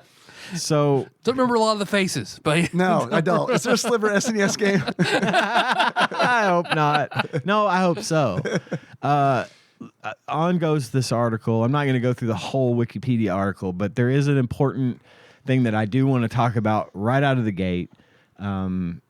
Inspired by the nature of the board game, the film's initial release featured various different endings with one of three possibilities sent to each theater. So Right. when this movie premiered, if you watch Clue now, you see the three different endings. Kind of like Wayne's World. Kind of like Wayne's World, exactly. Another tie-in where they do one thing and they say that could have happened, They reveal a killer. but here's what really happened. Then they do another one where they reveal another killer, and then they go, and that ending's fine, but this is what really happened. And then they do a third ending, Which and is there my was favorite. Yeah. there was a fourth That's ending the shot canonical one. that they decided not to go with, not to include. Really? But yeah, and I'll bring that up later. But so what happened was when this movie was made, there were different endings sent to different theaters all across the country that. That's amazing. based on region.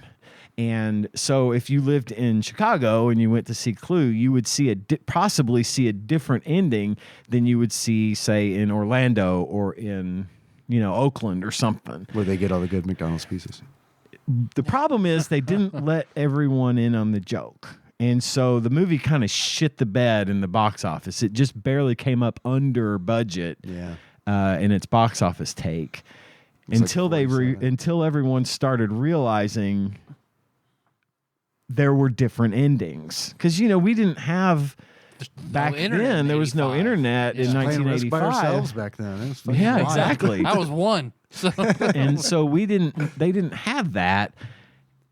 And if you didn't know, you just thought, well, that's kind of weird. It just ends. And I thought all the endings were funny, but it really took off whenever the producer, Deborah Hill, whenever she finally came up with the idea of, hey, let's release it again, only this time with all 3 endings tacked on and make it work that way. And that's what, of course, sort of cemented it as a cult classic. It's one of the great comedy movies from the mid to early 80s, in my opinion. if you want to adapt a board game movie, this is how you fucking do it. It was great. And the cast. It's so important. I feel like the script is good. It is, but it's based on a board game. Right. But But the cast like really elevates the Flames? script. Coming Yeah. out of my head. oh my, that was improvised. Oh God. And that believe was it. Madeline Kahn's fucking specialty. She, of course, was in Blazing Saddles. Her, if you've not seen Blazing And Saddles, Frankenstein too. and yes, Young Frankenstein, she was a Mel Brooks staple, and her type of humor, her brand of humor, the way she sort of does that God. weird, that makes me fucking laugh every time. And I got to hand it to Martin Mull, who was standing behind Leon. her. Yeah. Man, I can't watch anything he's in, which is pretty much Clue and Roseanne, I guess. I don't Yeah, know. yeah. Like, it's Leon. No, he's been in everything.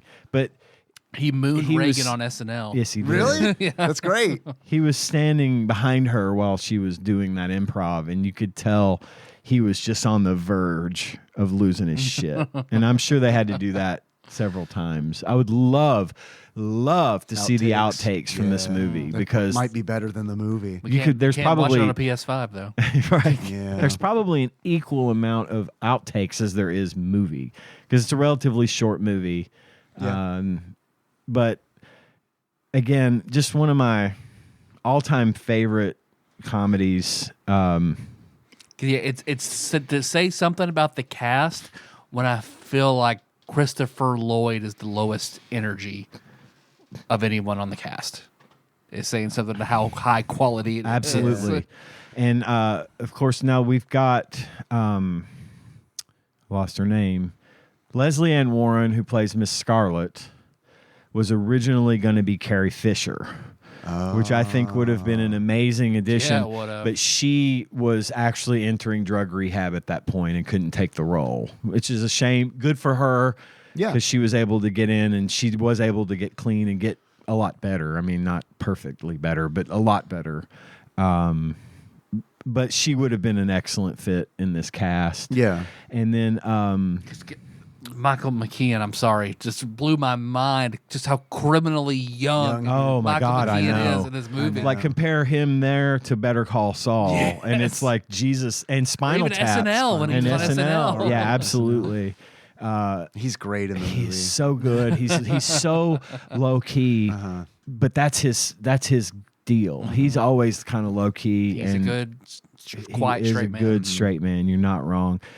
Tim Curry. Coneheads. Coneheads. So good in Coneheads. Coneheads. Yeah, he is good in Coneheads. Tim Curry's in this movie. He Yes. plays Wadsworth the butler. Him who- running at the crime scene to crime scene, explaining everything is like the fucking best. God, it's a great scene when he grabs the knife and goes running like he's reenacting, and he's basically rehashing the entire first half of the movie. And at one point, they all would be like, "Get on with it!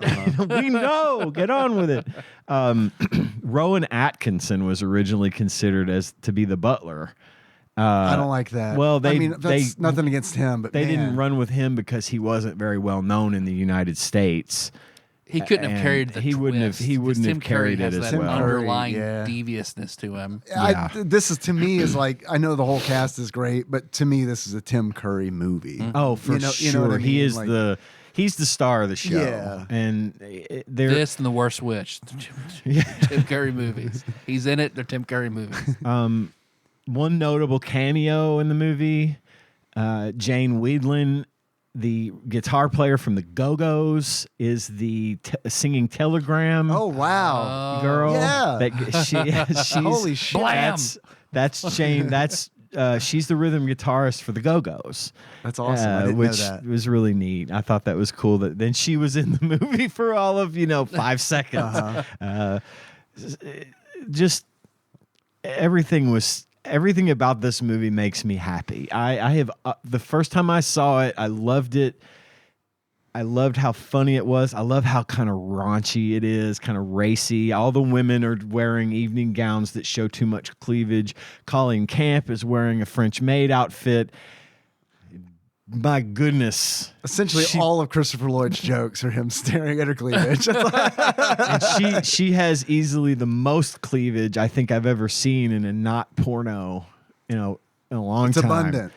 Huge cleavage. Tracks of All land. the cleavage. And I also love how every little thing about the board game they do find a way to incorporate. Yes. Like they cover all of it, and it's so beautifully done. I feel like you could study this in screenwriting. Absolutely, because they are saying we want to base this movie off of a popular board game, and they have the secret passageways and the music, the conservatory and the study and all of the thing. And the house is even laid out in the same sort of general way as the board. Yep.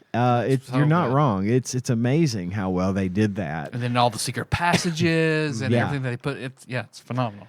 I did find out, I mentioned this last week, I did find out that there is still ongoing talks about a remake of this movie starring Ryan Reynolds. Oh, okay. Yeah, I've heard about this. Maybe you told me this. It's been I mentioned it last week. Okay, that's it. It's been in the works since probably about 2018. At one point, Jason Bateman was thinking about being in it, but he wasn't brought in. And I can't remember who all they've considered doing, but it's just going to be a modern remake of this movie. I'm hoping just get the Always Sunny cast. Just do that. It would work. Just do It would work. Everyone and Ryan Reynolds. Sure. Yeah. I think Ryan Reynolds would be the he one and to Rob carry Macklin are like best friends now. So Oh, well, there you go. There we go. We just wrote a movie. That We was solved easy. it. Yeah.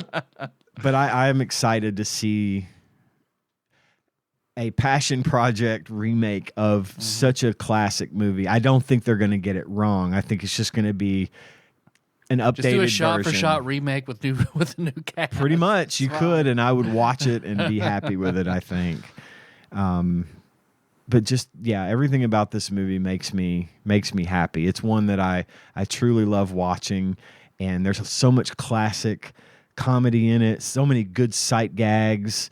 Things that are just the subtlety of the comedy. You know, some of it's overt and some of it's really subtle, the way they look, some of the faces they make, some of the reactions they have.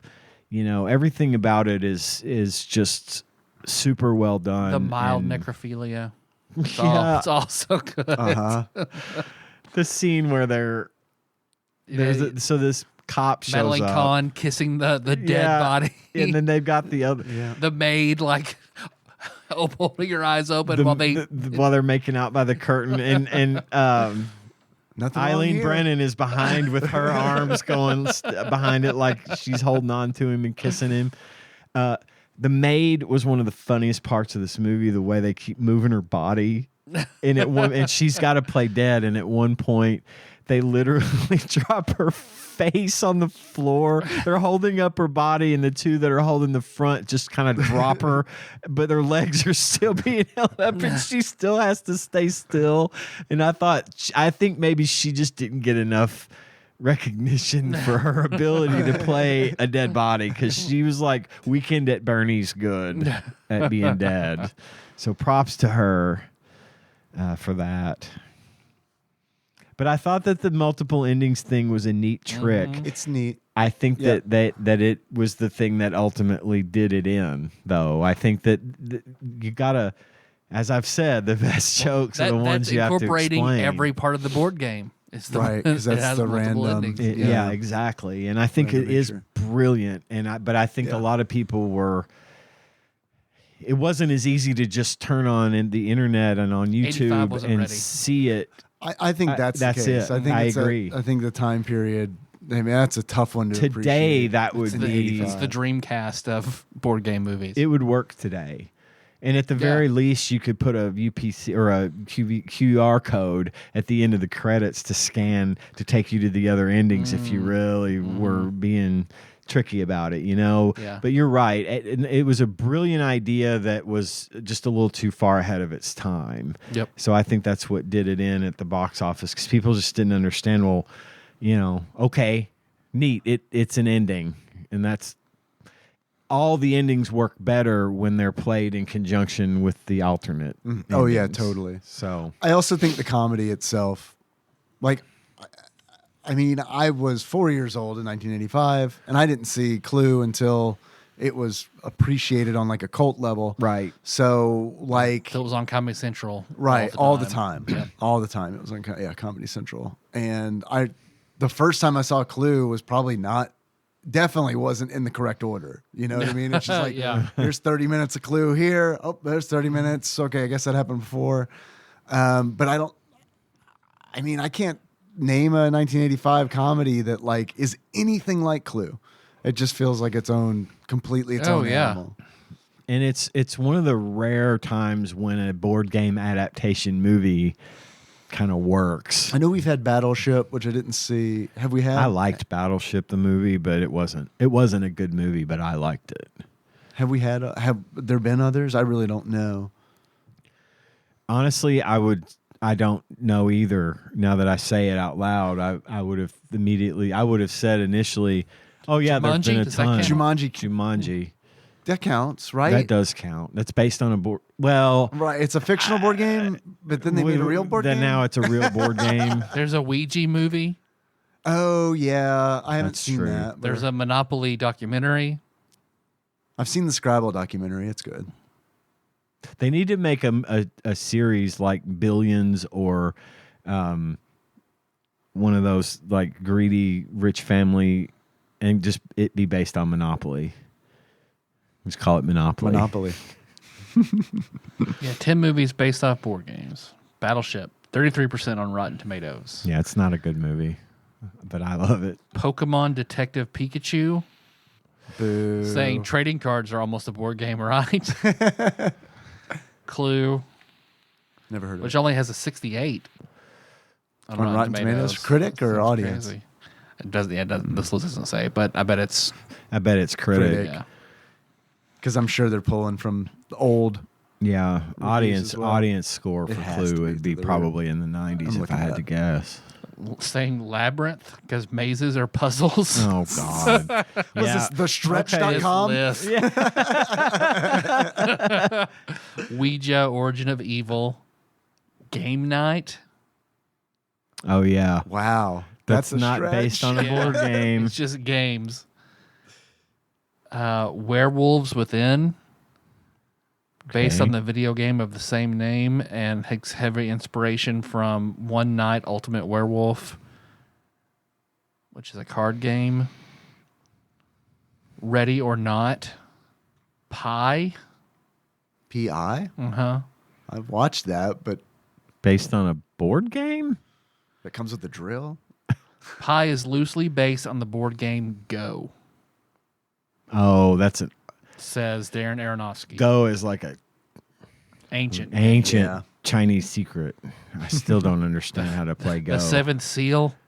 Oh my God. Okay. So it's not a very common thing, apparently. Nope. I was reading a little bit more about these alternate endings. Candyland should be a fucking movie, though. One of the things was that they didn't tell. Says this type of gimmick may have worked were it not for the fact that the endings were distributed by region, likely implying the viewers would have to travel well outside their usual movie theaters if they were to see the alternate endings. Even if they went to a different theater, there was no guarantee which ending they might see, and there's no evidence that the regional divide was ever made apparent to the ticket-buying customer. So it's like, again, no one was in on the joke. Or if no you one travel knew to a what different was city going and on. it's the same one, yeah, That would suck. I'd be pissed. Yeah. So I went to RottenTomatoes.com and the Stretch.com got it fucking crazy wrong. They've got Clue as a 71% with Okay. an 86% audience score. Okay. That sounds better. Yeah, that that sounds jives more with me. accurate. I just wanted to feel better. Yeah. Because that was like that's criminally That's low. bad. And like Ouija, the Evil Within had like an 86. Fuck, I guess I'm gonna watch that. Type Tim Curry a letter as I watch it. This is an interesting excerpt from this article on Collider about Clue. The fact that the film has prompted many written retrospectives, a Rocky Horror-like screening situation, and a luscious television life speaks to both the skill of everyone involved with the film and the gravitas of every single decision a filmmaker makes. Had Lynn chosen to combine the endings from the beginning, things might have ended differently. Clue is a uniquely brilliant film that uses an intellectual property in a way that was unparalleled probably until the Pirates of the Caribbean movies. Yeah, okay. Which is really apt comparison in my opinion. I agree with because that. I was like, Pirates of the Caribbean, that's the most boring ride at Disney World. Turns out they could make some pretty decent fucking movies out of it. Yeah, that was one where people were coming back from watching it, and I couldn't believe. I was like, I couldn't believe them, and it was that like, they were saying how good it really was. good. Yeah, I was remember the going to same see it way. kind of begrudgingly. Yeah. And then coming out and being like, that was pretty fucking good. Pretty Pretty good good movie. Actually. It says, smart, funny, well-acted satire that utilizes both murder, mystery, and board game tropes to entertain and delight. It's especially ironic that the film's future could have ended differently if things had ended differently. The murderer behind the death of Clue will probably always remain unknown. However, as the film is enjoying its fruitful second life, the suspects can hopefully sleep soundly. I really like sort of the afterlife that this movie has had, and that so many people are into it, and that it's still, it's a classic. It's one of those things that people still talk about. Oh yeah, and that means something. 100% agree. So no, I'm glad you picked Clue so we can go back and watch it again and talk about it. It's really good shit. I love Tim Curry. There'll never be another Tim Curry. Yeah. Did they make a Rocky Horror Picture Show SNES game? No, I don't Damn think it, so. Janet. They made a third season of Roseanne Super Nintendo game starring Tim Curry. Colonel Mustard's in it. It's weird. Tim Curry was one of the big bads on that show Criminal Minds for like a whole several episodes. He was gross. He played Dale the Whale and Monk for a minute too. Yeah. There are some old music videos out there that Tim Curry did when he was early in his career after Rocky Horror, like music videos, and they're pretty great. I haven't seen those. They're great. Highly recommend watching one of those. They're like I want to say they're original songs, but I don't know. Well, you want to talk about the game? Yes. Okay. Clue for Super Nintendo. Yeah, and you're going to have to do most of the talking because I didn't even play it this week. I was just so busy at work and lost track of time. And I kept thinking I was a day behind what it really was because I started work on a Tuesday. I kept thinking I had a whole today. And I get yeah, it. exactly. Thank you, Wimpy. I thought today I was laboring under the delusion all day yesterday that today was Wednesday. Yeah, I get it. And so I realized it was Thursday, and I had a lot of work to do today. And I was like, well, I'm not going to play the game this week, but I'll know about the movie.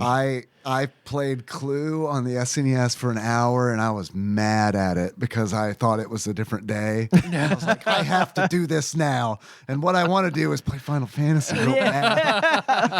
I know what I'll do. I'll run it in the back. I'll run Final Fantasy in the background. I had to stop that because it was fucking up the recording for YouTube. So I was like, all right, fine, Clue, you win.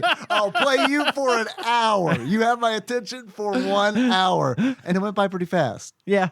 So, I mean, I was trying to remember how to play it because if you don't Holy really know how to shit. play it, the game is hard to figure out. It is. And I feel like because they don't tell you how to play it in the game itself.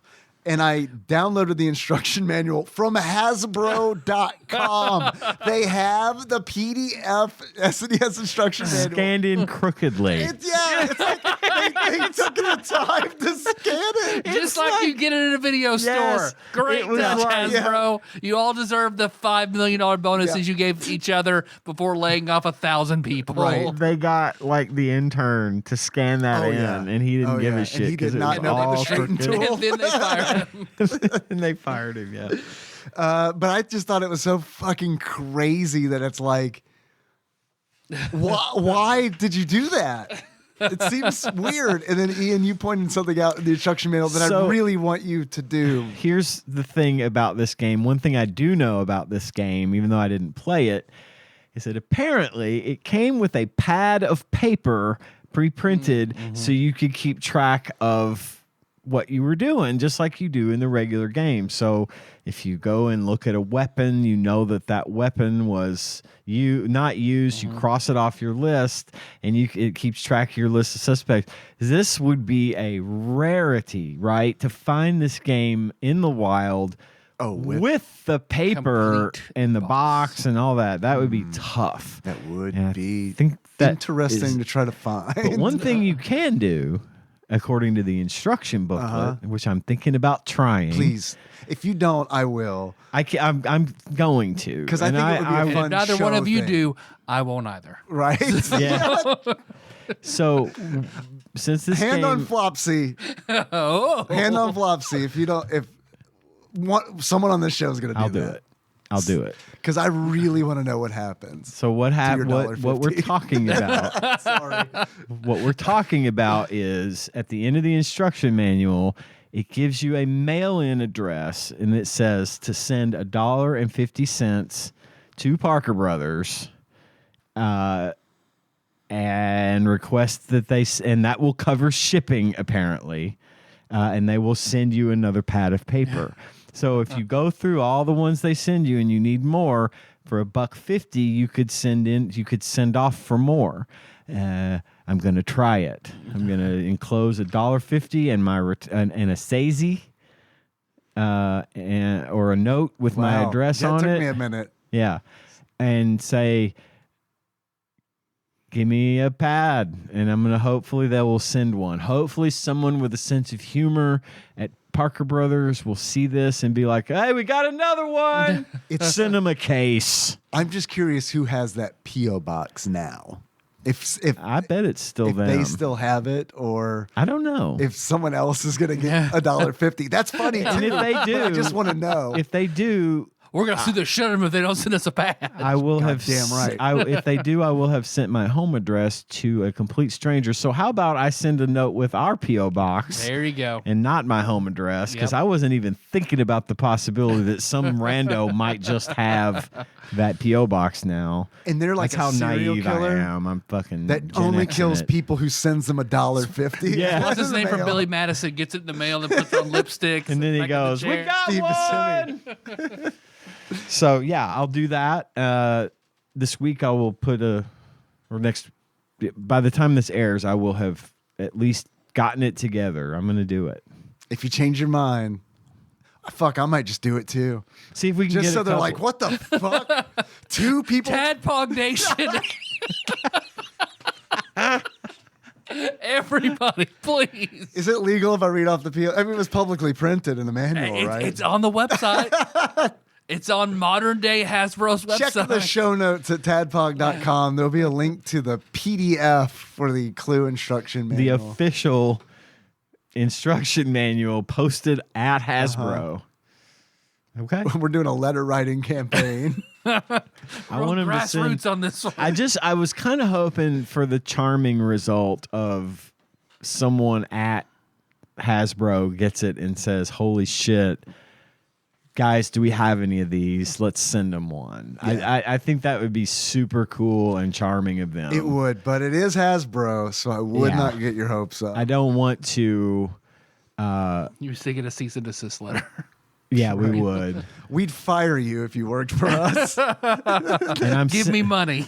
I'm sending cash Money, through please. the mail. $1.02, or Get adjusted for inflation. 7 quarters. You know, at the United Change Bank, it's change. That's all we do. Do a cashier's check. Did you remember that SNL skit? Mm-mm. The Change Bank? Mm-mm. Oh, fuck.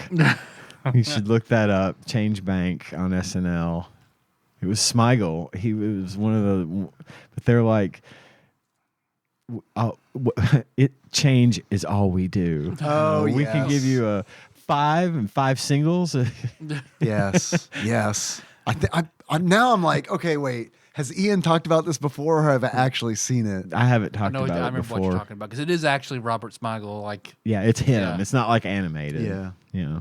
But anyway, so yeah, I'm gonna try to get one, a pad, and see if we can add that to our collection of fun things. Hell yeah. Hell yeah.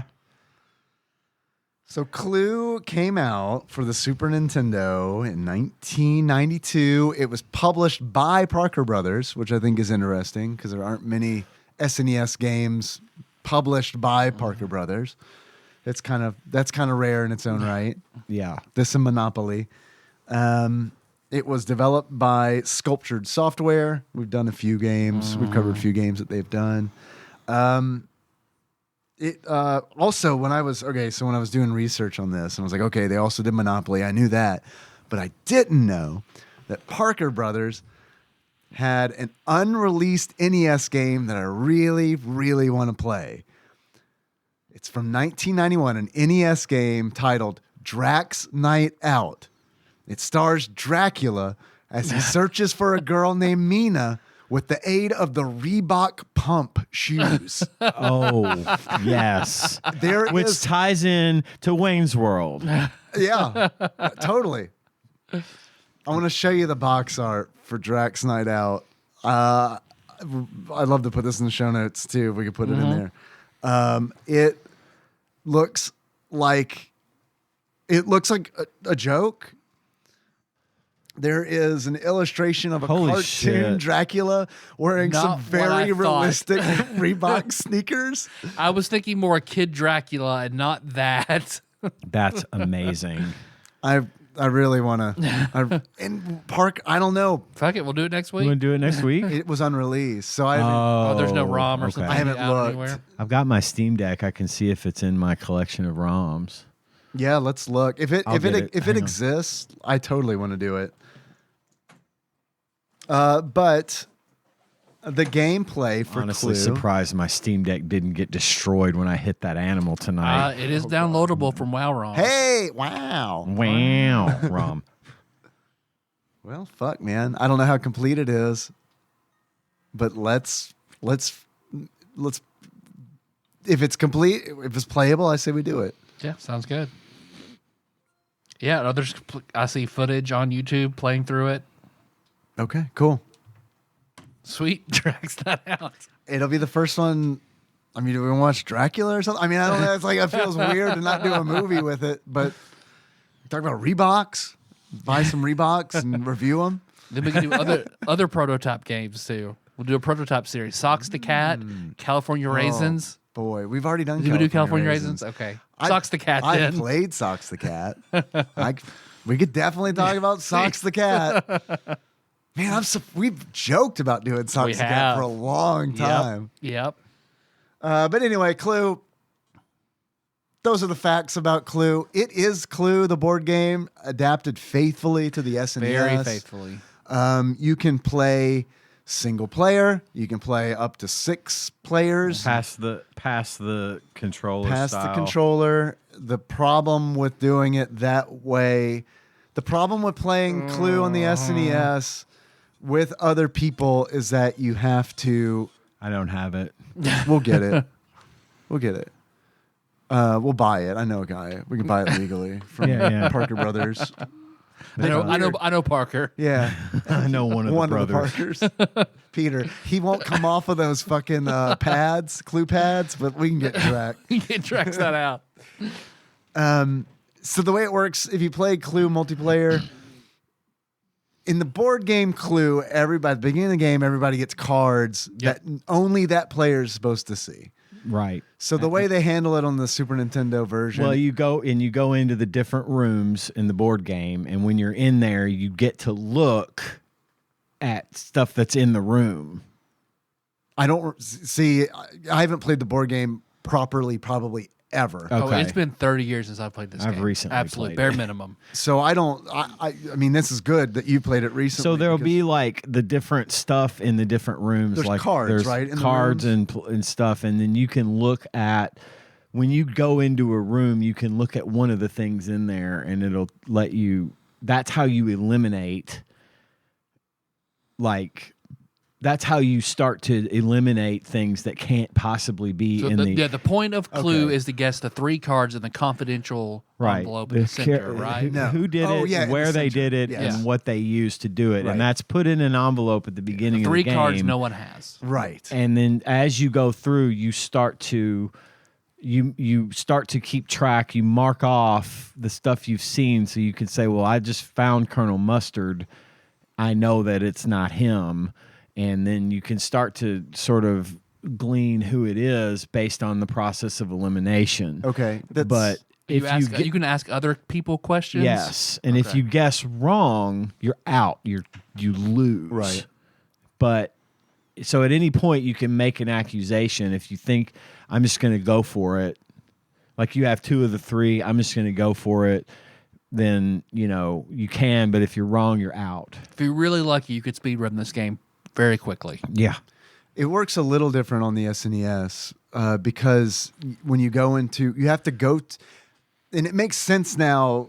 You telling me because like in the SNES game, you have to go to a room, and it's like before you can. You roll a little hand rolling dice, and you move your little marker, and You can hold down the B button as long as you want, and the guy just makes a jerk off motion the whole time, and then you release it, and he also releases. Super hot. Yeah, I mean, it would work in a pinch. if you're a hand guy, Yeah, I mean, if you're David Duchovny, yeah, I forgot about that.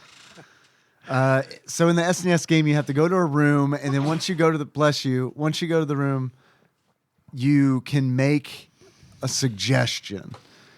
So you go to a room and you're like, okay, Colonel Mustard, candlestick, and then it chooses whatever room you're in. Right. And then there will be a little vignette that'll show whether or not Colonel Mustard was That in is that kinda room. cool. I love That is that. neat. Yeah, that is really cool. And then if all those things match up, you'll get a whole the vignette will be complete, and you'll see Colonel Mustard pick up the candlestick and then hit Mr. Body off screen. You'll hear a Yeah. oof Yeah. thud. And like in the board game you were describing, the way you were describing it, you can make an accusation, and you only get one of those. And if you accuse the person, weapon, and room incorrectly, you're out. Yeah. But if you're playing with multiple humans, the other humans have to not look at the screen Right. while you're that's looking. the fatal flaw Yeah. to this game. You have Trust. to trust that no one is going to look. It's like, okay, now everybody look away so I can get my clue. And that's kind of it is. That's a bit of a bugaboo for me because it's like you can't be sure that someone's not going to just accidentally look up and see it, Yeah. So It would have been cool if I was thinking if they came up with some kind of code where it's not immediately apparent what somebody has. I don't know if that's possible or not, but I mean, there's it felt like there was no effort put into keeping it. It is straight up and it doesn't even say in the game for no one else to look. Right. But in the instruction manual, it's tell the other people not to look. right. Yeah, there should be a countdown or Yes, something. something. Well, and there was a meeting, and they were like, "What do we do here? If we want to do this, what do we do here?" And they're like, "We're just going to have to tell them to tell the other people not to look." And you have to trust that if you're playing Auto against system. yes, if you trust also that if you're playing against the computer, that the computer is being honest and not peeking as well. But still, from what I could tell, from what I saw of it, it was pretty cool concept. Yeah, I thought it was really well done. I mean, really, I started playing the game begrudgingly, and then once I got past the first game, it was like, okay, let's see if I can actually win a game. There's multiple difficulty levels. Yes, it starts on amateur and goes up to like It's detective. sleuth, and then gumshoe and Yeah. detective. There are being like the 5 top. or 6 Yeah, difficulty stages. there's quite a bit. I played on the easiest, didn't win a single match, Right. but I was also playing with the maximum number of players, which made it more difficult. There were several times where I knew the answer, but it's like, well, I'm 4 turns away, so It's someone's probably going to get gonna there get before it. you. Uh-huh.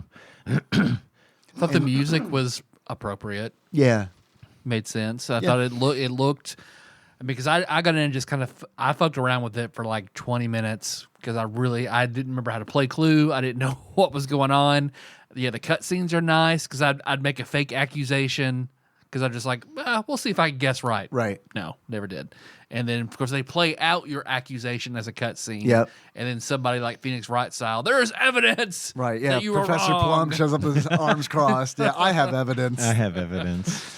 Yeah, totally. Yeah, and it's funny you say Phoenix Wright because I got those vibes too. Yep. You know, it was almost like, wow, this is kind of like Phoenix Wright. I could see a Phoenix Wright Clue crossover kind of thing Yeah. where Yeah. they style it like Man, that. just anime Clue. Anime Clue. I'm down. Cluedo. Let's do it. Oh, yeah, yeah. What's the deal with Cluedo? That's like the real name of the game, right? Originally, is Cluedo. Oh, maybe. something like I didn't that. know.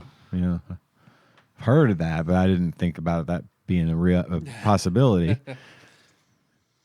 There's a little history of the game, like a very brief history about how Parker Brothers bought the game Yeah. in the instruction manual. About how they murdered a man and figured out how they wanted to cover it up. Clue, fact or fiction? Based on not real events, we promise. Sorry, but that's kind of it. Yeah. There's not a lot to say, but I mean, it doesn't. Good The for what thing it I is. do like Clue. about it is that it doesn't pretend to be something it's not. Yeah, I liked it. It's a good little game. And I watched a little of a. There's no you weird know, platform levels YouTube and- interjected in. Yeah. And I read the instructions when you posted them. I was just curious, you know. I wanted to know how to play the game. 'Cause Yeah. like I said, we never played the board game right when I was a It's kid. it's fine. I think it's a fine little game. Yeah. That's it. That's Clue. That's Clue. Yep.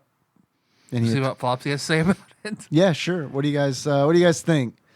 Flopsy has to say. What's the rarity of this game, and what's the star value assigned to Clue? I'm gonna say that it's probably common, and I'm gonna say they probably gave this one 3.5 stars. Common 3.5.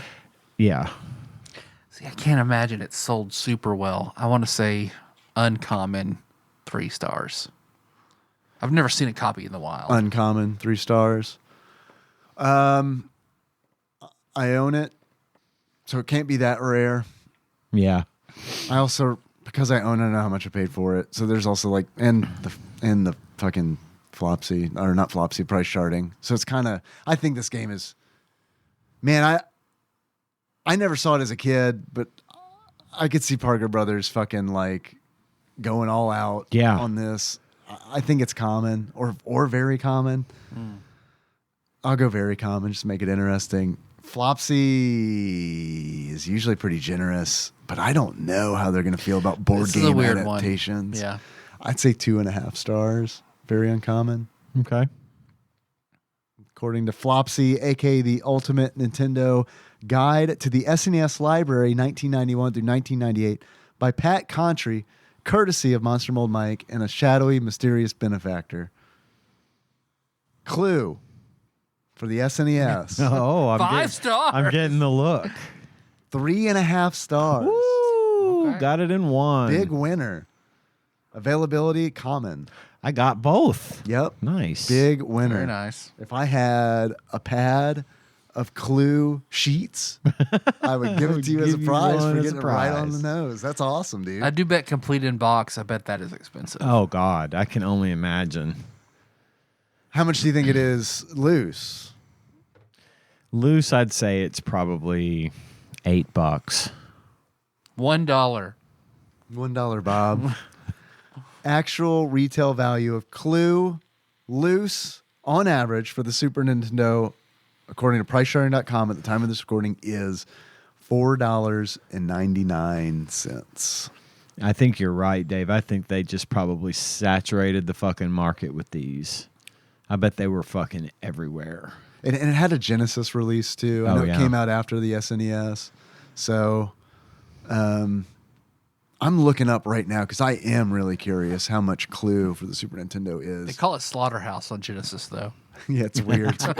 It's way better. You actually see the murders. New is $60. Damn. Well, that's damn near retail. Complete. I don't. Yeah. Sorry. Hasbro's still making them. Complete is $19.93. Wow. I wouldn't have thought that at all. Okay. Those can't have the pads in them. They can't. That's New- going to be new the maybe. selling point for me. If I want a complete in-box set of Clue, I want that pad. I want that with it, for that sure. accessory. Definitely. It's worthless without it. It absolutely is worth $4.99 after that. I want to get without rich enough that all my scratch paper is just the pads from this game.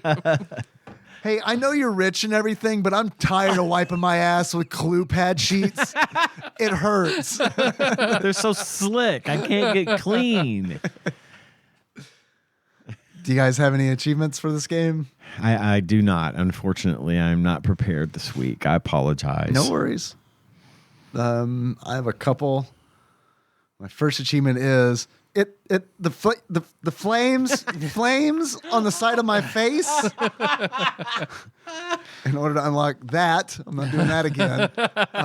Lose a game before you can even get into a room. It's possible, and Yeah. I unlocked it. Me too. Oh, rolled the one. Sweet. Great. Rolled another one. Okay, cool. And there's a 2.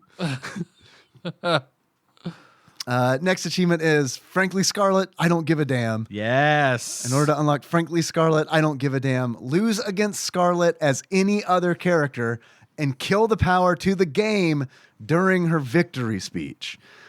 Because when a character accuses, or when they solve the mystery, you get this fucking like Street Fighter 2 style, like Guile won the battle. Like you get like this, and they shit talk. And like, that's one of my favorite parts of the game, it's honestly. wonderful. That's awesome. And like, for example, Scarlet's is, well, I won. I figured it out. I cracked the case. And Colonel Mustard says, ha, victory is mine. I knew it all the time. And Mr. Green is, you never should have messed with me, kid. Damn. I know. Vicious. Next achievement is, so I choose to expose myself. Please, there are ladies present. In order to unlock that, you correctly accuse yourself as the murderer, which always seemed weird to me. In Clue, I couldn't as a kid get over.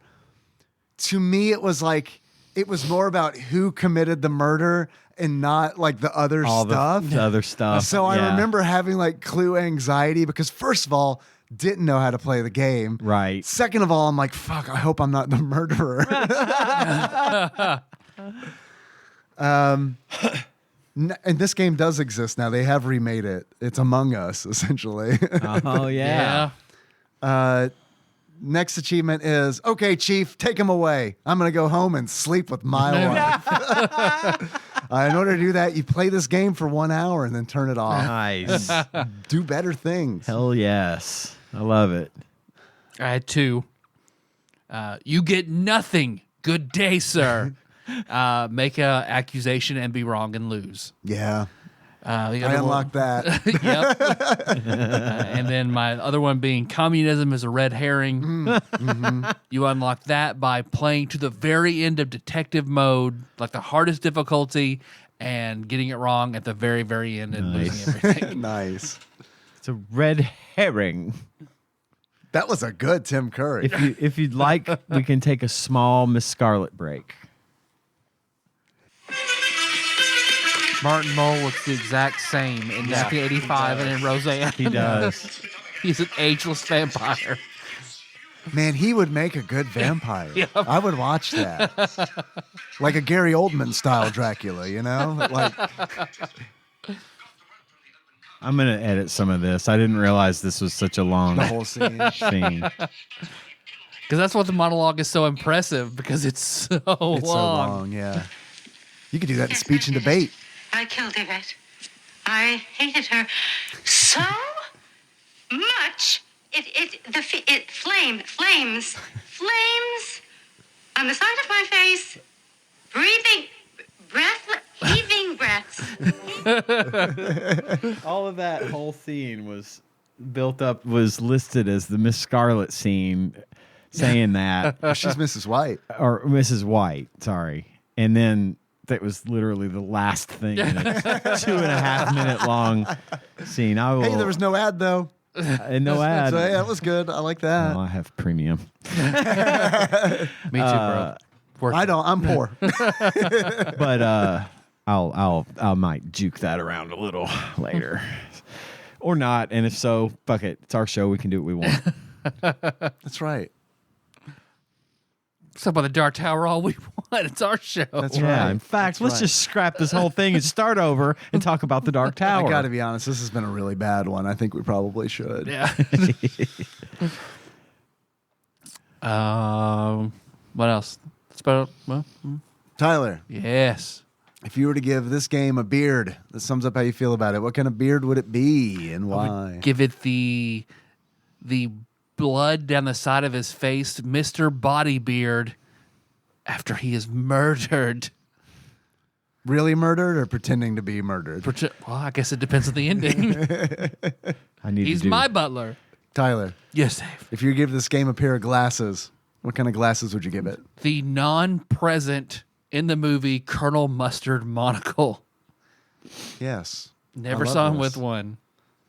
Just like this game was not present in my life growing up because I did not know it was a thing. Never saw it.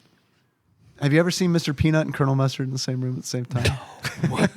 or the Monopoly guy. Fuck! There's that girl on TikTok who is going through and trying to find out what all these, what is it called? Where the different dimension, whatever that's called, where like the Mr. Peanut's monocle, not Mr. Monopoly's monocle, and the cornucopia and Fruit of the Loom. Oh, the Mandela. Oh, the effect? Mandela yeah, effect. thank you.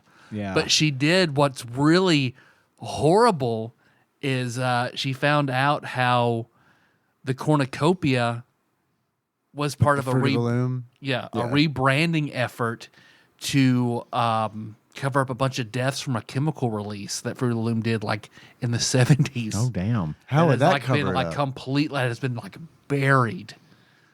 And it was like she was bringing all these internet resources up and court cases and stuff. She's like, this happened and they've buried it. And part of their rebranding effort is to get rid of the Oh, cornucopia. rebranding. Gotcha. Yeah. All right, so I say we get in the car, we drive to Bowling Green, where the international headquarters of Fruit of the Loom are located. What? Storm in and demand. It's really in Bowling Green? Yeah. I didn't know that. Yeah, it's if you drive when you're driving down the interstate and you pass Bowling Green, it has their building is right next to the interstate and it says Fruit of the Loom International Headquarters. Wow. So I say we go in there and we demand answers. Yep, I'm with you. Only if we make an elaborate paper mache cornucopia, put it over one of our vehicles, drive there, get out. I'm the grapes. You guys can figure out what other fruits you are, but I'm the grapes. We show up as fruits. I also said we fill it full of dead people and say, answer for your crimes. I mean, we killed these, but you also killed some, But it's an allegory. You get it. right? It's for protest. That means it's illegal. It's in the Constitution. I'm going to mention that Brad from Arizona. Yes. He sent in a GamePro review for this game, which was actually GamePro had some good things to say about it. GamePro kind of had a tendency to have good things to say about games, and gave it overall like 4.5s and 3.5. 3.5 being in sound. Sorry, sound. Everything I've come was across has been positive about this game. And again, I think it's just because didn't try to complicate things. Yeah. It just made a fucking Just a board video game. game version of its board game, which is probably something that could have happened more and gotten some success. I could see Life and Scrabble and Boggle and all these games being Super Nintendo games. Yeah, I think Scrabble had an NES game. I'm not positive. Okay. I remember having it on DOS, I think. God, Yeah. maybe I'm fucking... Mandela effect. Yeah. Don't wake the dragon, guys. So we're going to do Drac. Drax Night Out. Drax Yeah. Night Out. The Let's do it. Reebok Yeah. Dracula game. Give me the ROM. Let's find the ROM. Get it to me. All right. I'm in. I'm down. All right. I like how we're just slowly branching into something that's tangential to what we've done before. Yeah, it's great. In a more twisting. Yeah. No, Twisting path. I love it. It's organic. Yep. Too bad there's no movie to watch for it. Yeah. But that's all right. It's going to be weird. It will be weird, and gonna that's be- all that matters. Get ready for a short one, folks. Might be an hour long. I think that's it, right? Yep. All think so. good. All right. Well, thanks for listening, everybody. You can find the show iTunes, not SoundCloud, not Stitcher, but on Spotify, YouTube, all over the goddamn place. Got lots of shit going on, but most importantly, there's Patreon. Patreon. Patreon.com/TADPOG or pisstasters.com. Taste the piss. Ooh, I liked that one. That was a good one. That's an extra salty one. That's where you can go if you'd like to give us money, donate money to the show. Every little bit helps, and we're very grateful for all of our donations, all of our loyal followers and loyal donors. Hell yes. Hell yes. But we do have a list of people who donate $20 or more per month to the show, and these are our executive producers. I'm going to read that list now, as I do every week, and give credit where credit is due. Plinko Nick Price, Cubicle Monkey, Cthusiast Jeff Miners, Gamebug Prime Nathan Eaton, Matt Gentile, a.k.a. Gentle G, a Louisville correspondent, Princess Consuela Banana Hammock, Flavor Trick, Taryn Dahl, congratulations on your marriage. Pinball Airplane Archmage, Chris Edler, sorry you couldn't be on this episode, Sandwich Pope Phil Hawkins, Drink Smith Joey Webster, Derek Pope Sandwich, and big ups by Usurper Grimm. Hell yes. Hell yes. Hell yeah. Thank you, Grim. Grimm is now back up in the executive producers list with the rest. And so thank you for that. And additional thanks to Dane for being our backlog banisher and putting our show up on YouTube every week on his own time and for no money. We do not share our money with him. Sorry, Dane. That's not ever going to happen. We'd love you, though. And Brad from Arizona, thanks for continuing to send us fun stuff to read about the games that we cover from Old Game Pros. That's really cool. Yep. It's nice to have that. So I believe that's it. Well, our theme song is Moves by Sycamore Drive. Link to that track found in the show notes at tadpog.com. So how you guys want to close it out? Professor Plum? Okay. I don't know how I can say Tropical Capricorn by just using my hands like I'm grabbing an ass. But He was You grabbing that grabbed my ass, maid's Dave. butt. He grabbed that maid's butt gratuitously. and I'm just a character. And she was supposed to Yeah. be dead. Again, props to the maid for being such a good corpse and for dealing with the fact that Christopher Lloyd was just grabbing that big old booty. Just corpse handful of corpse dumper. Corpse Dumpy's a good Steve name. That is a good Steve name. I'm making a new Big YouTube old channel Corpse called Dumpy. Corpse Dumpy. Okay, I'm sorry.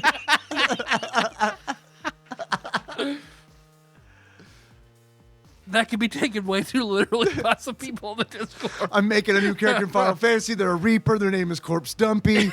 You're gonna love them. I don't know why I turned into Trump a little.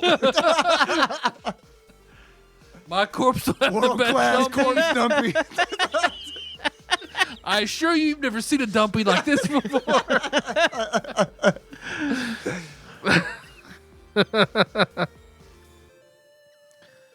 It's like Professor Plum. Yeah. So until next time, Tropical Capricorn Marty. give me your ass. Boy ass. Show me that hole. I paid the troll toll, Marty. Show me your hole. Leave the vest on.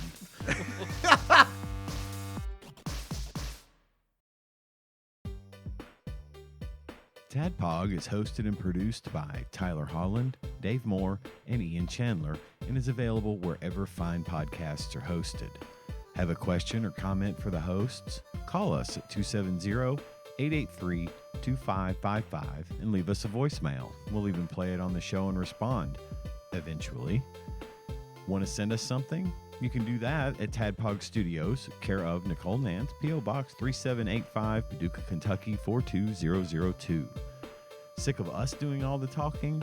You can join in on the conversation by visiting our Discord at bit.ly/tadpogdiscord or tastethepiss.com. Not many things are truly free these days, but our Discord is, and we'd love to see you there. Our theme song is Moves by Sycamore Drive, and a link to that track can be found at the show notes at tadpog.com. Thanks for listening, and if you haven't already, don't forget to subscribe to our show on your favorite podcasting platform. We'd really appreciate it.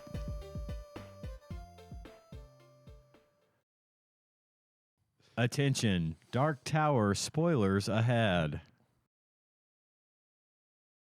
And the way like King writes too, like if I'm not paying attention for like a second, I'll be like, because today I was driving, but it was like traffic, something like distracted me where it's like, oh, I don't want to get in an accident. And all of a sudden, Susanna didn't have her legs anymore. And I was like, how did that happen? I go back and it's like, oh, it was like 2 sentences where it's like, like, oh, okay, that's how I missed it. Yeah, I don't know. It's also there's so much that you have to hear that you didn't need to hear. Because, you know, like I was I guess not in the mood the other day, and I was listening, and I'm on the beginning of Wizard and Glass still. And you're making really good pace. At one point Eddie irritated me because it was like it was when they get out of Topeka and they go through the Thinny. Okay, yeah. And he gives them the bullets to put in their ears. Yeah. And he's like, Roland held out his hand with 2 of the 45 calibers in his hand and to Eddie, and then he said, the wet ones. Wait, I thought you said those bullets weren't any good. You said that they wouldn't fire anymore. You said that they wouldn't fire at all, probably not ever. And it just went on like that, and I'm like, bro, fucking stop. And then I'm like, wait a minute, Stephen King, dude, stop. This is why your books are so fucking long. You say too much. You got to remind the reader. This is a thing. I understand having to remind the reader of things. Right. This is not one of the things that was relevant and It's weird. Just take the fucking bullets. Because that stood out to me too. And I rationalized it. I was like, well, it's showing the kind of person that Roland is. Like, that's kind of how I was like, because he's the kind of person who wouldn't throw those bullets out, despite the fact that they wouldn't shoot. Well, I don't know. Maybe that's the kind of person I am, because I wouldn't have thrown him out either. It made absolutely perfect sense to me that he still had those bullets. Oh, it did to me too. And I'm just like, and it's like, he could have even just said, "Are those the wets?" And Roland would have been like, "Yeah, I like to keep things. Yeah. We don't throw things away." Cool. That was it. But that shit went on too long. Oh, yeah. I'm just like, bro, stop it. Stop. All right, pause. I'm done. I had to fucking nope out. Like, okay, something's wrong with me. I'm not in the mood for this, and I'm just going to get cynical about it. So I'm just going to stop and listen to the How many bullets are in a case? 50? 50 bullets in a case. Yeah. Wait, 50 bullets? Man, I love the drawing of the I'm three. at the last 30 minutes of drawing. Oh man, that is such a good fucking book. It's a good book. It's a great fucking book, man, because it is like the shootout at the Leaning Tower. Everything with Eddie is fucking amazing in that book. I like the Odetta stuff. Frank kind of like She thinks we are monsters, honky muffas. Yeah, I know, man. And it's got so much of that like rolling fish out of water in Yeah. it that it's just like the fucking best. Tudor fish. Right. Because he is like the straightest of straight men. You know what I mean? Yeah. It's Oh, the literal straight man. so, I mean, Yeah. it is just like, it's just all that stuff. And like, it's cool seeing him like interact with New York City and Oh yeah. and that's going on right now, and like Todash and the Wolves. Well, I think Wolves is really good. I'm not. Don't say too much about Wolves Okay. because I don't remember 90% of it. And I'm only a third of the way. Yeah, I don't- probably about a third of the way through. So it might get bad, but I'm really. I remember liking it, and I remember the gist of it, but the details have long since left my They've memory. moved on. They've moved on. My memory has moved on. But Drawing of the Three was the tits, and I had forgotten how much I loved the Wastelands. Like, I think given what I've got Wizard and Glass practically committed to memory, but the Wastelands is a fucking close second for me. I read The Wasteland in like 2 days in high school. It was so good. I'm looking forward to listening to it again because I've forgotten like so much of it. I like the Yeah. Wastelands. So, like Lud will always like Have a the pubes. special place Yeah, in your I mean heart. that'll always. I'll always remember that. And fucking Gasher. Gasher is a fucking cunt. Gasher. That goddamn motherfucker. I hate that motherfucker. Like I was putting myself in a situation of thinking like I was in how fucking creepy and horrifying that would be to be Jake. Oh, in yeah. that situation. Oh, yeah. and it was tough. Jake is awesome. If I He is didn't know, awesome. if you'd read it first, I would have thought you'd based your Epic 6, that guy with the dual scimitars that cut off that kid's fingers. Yeah. I would have thought you'd based him on Gasher. On Gasher. Because like the way you talk about him, it's like, yeah, that's how I feel about that one NPC. Yeah, Gasher is a motherfucker. He's a fucking cunt. I and hate it's him. it's like who do I hate more, him or Jack Moritz? And I don't know. I don't know because I feel like Jack Moore is a piece of shit, but he went out well. You know, I like the way he went Yeah. out, but I think dookie. he's just psycho. He's just a psychopath or whatever. Something's wrong with that guy. Ain't nothing wrong with Gasher. He's just a fucking. He's just a piece of shit. Gasher is a It's piece just of the shit. way he is, and he's okay with it. And I mean, I don't know. That's a tough call because I fucking hate the TikTok man too. And I know he's coming back. Yeah. I can't remember how, but I know he comes back, Uh-huh. and I fucking hate that guy. I hate that guy. Like I almost on an existential level, I almost hate him more than Gasher because he pretends to be something he's not, and at the end of the day, he's just as big a piece of shit as Gasher. He just tries to pretend like, to a certain extent, he tries to pretend like that's not the way he is. That he's something, that he's elevated. Yeah, that he's a little totally. better. And I fucking hate that shit. I feel he hasn't gotten as much screen time as Yeah. Gasher did. Yeah. And I know he's coming back because you get that scene, but he hasn't come back yet. Yeah. For me, so I don't know what's going to happen with him in the future. Right. But I'm looking forward to it. I guess you know what I mean. It's one of those where it's like I want to see what happens with him, but I'm also like dreading him coming back. I am 'cause it's gonna too. be I am bad too. fucking news. Yes.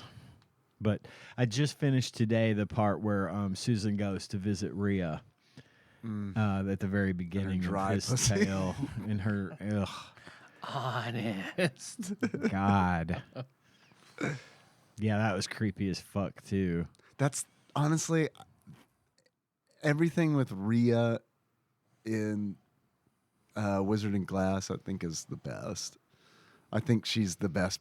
I think she is the best. Well, she's the probably the most well-rounded character in that story. I think she's the most interesting. Yeah, the I most hate interesting. Her. She fucking sucks. She fucking sucks, but She's not as bad wrong. as Cordelia. I fucking hated Cordelia. Like, Dude, God damn it. I do remember how Cordelia gets it, and we're good. I know. You know, that keeps me going. God, I fucking knowing hate her. knowing that situation keeps me going because she is a fucking cunt. Yeah. Like the worst. For sure. That makes I was Maria's just thinking gross, about man. I it. love Like it. I hadn't really put it. Yeah, she's gross. I hadn't really put it It's a together. hack. But Susan, Yeah. Susan is in a way sort of a handmaid in this. Yeah. It's like they do in Handmaid's Tale, kind of thing, where she's basically just. Aunt Lydia.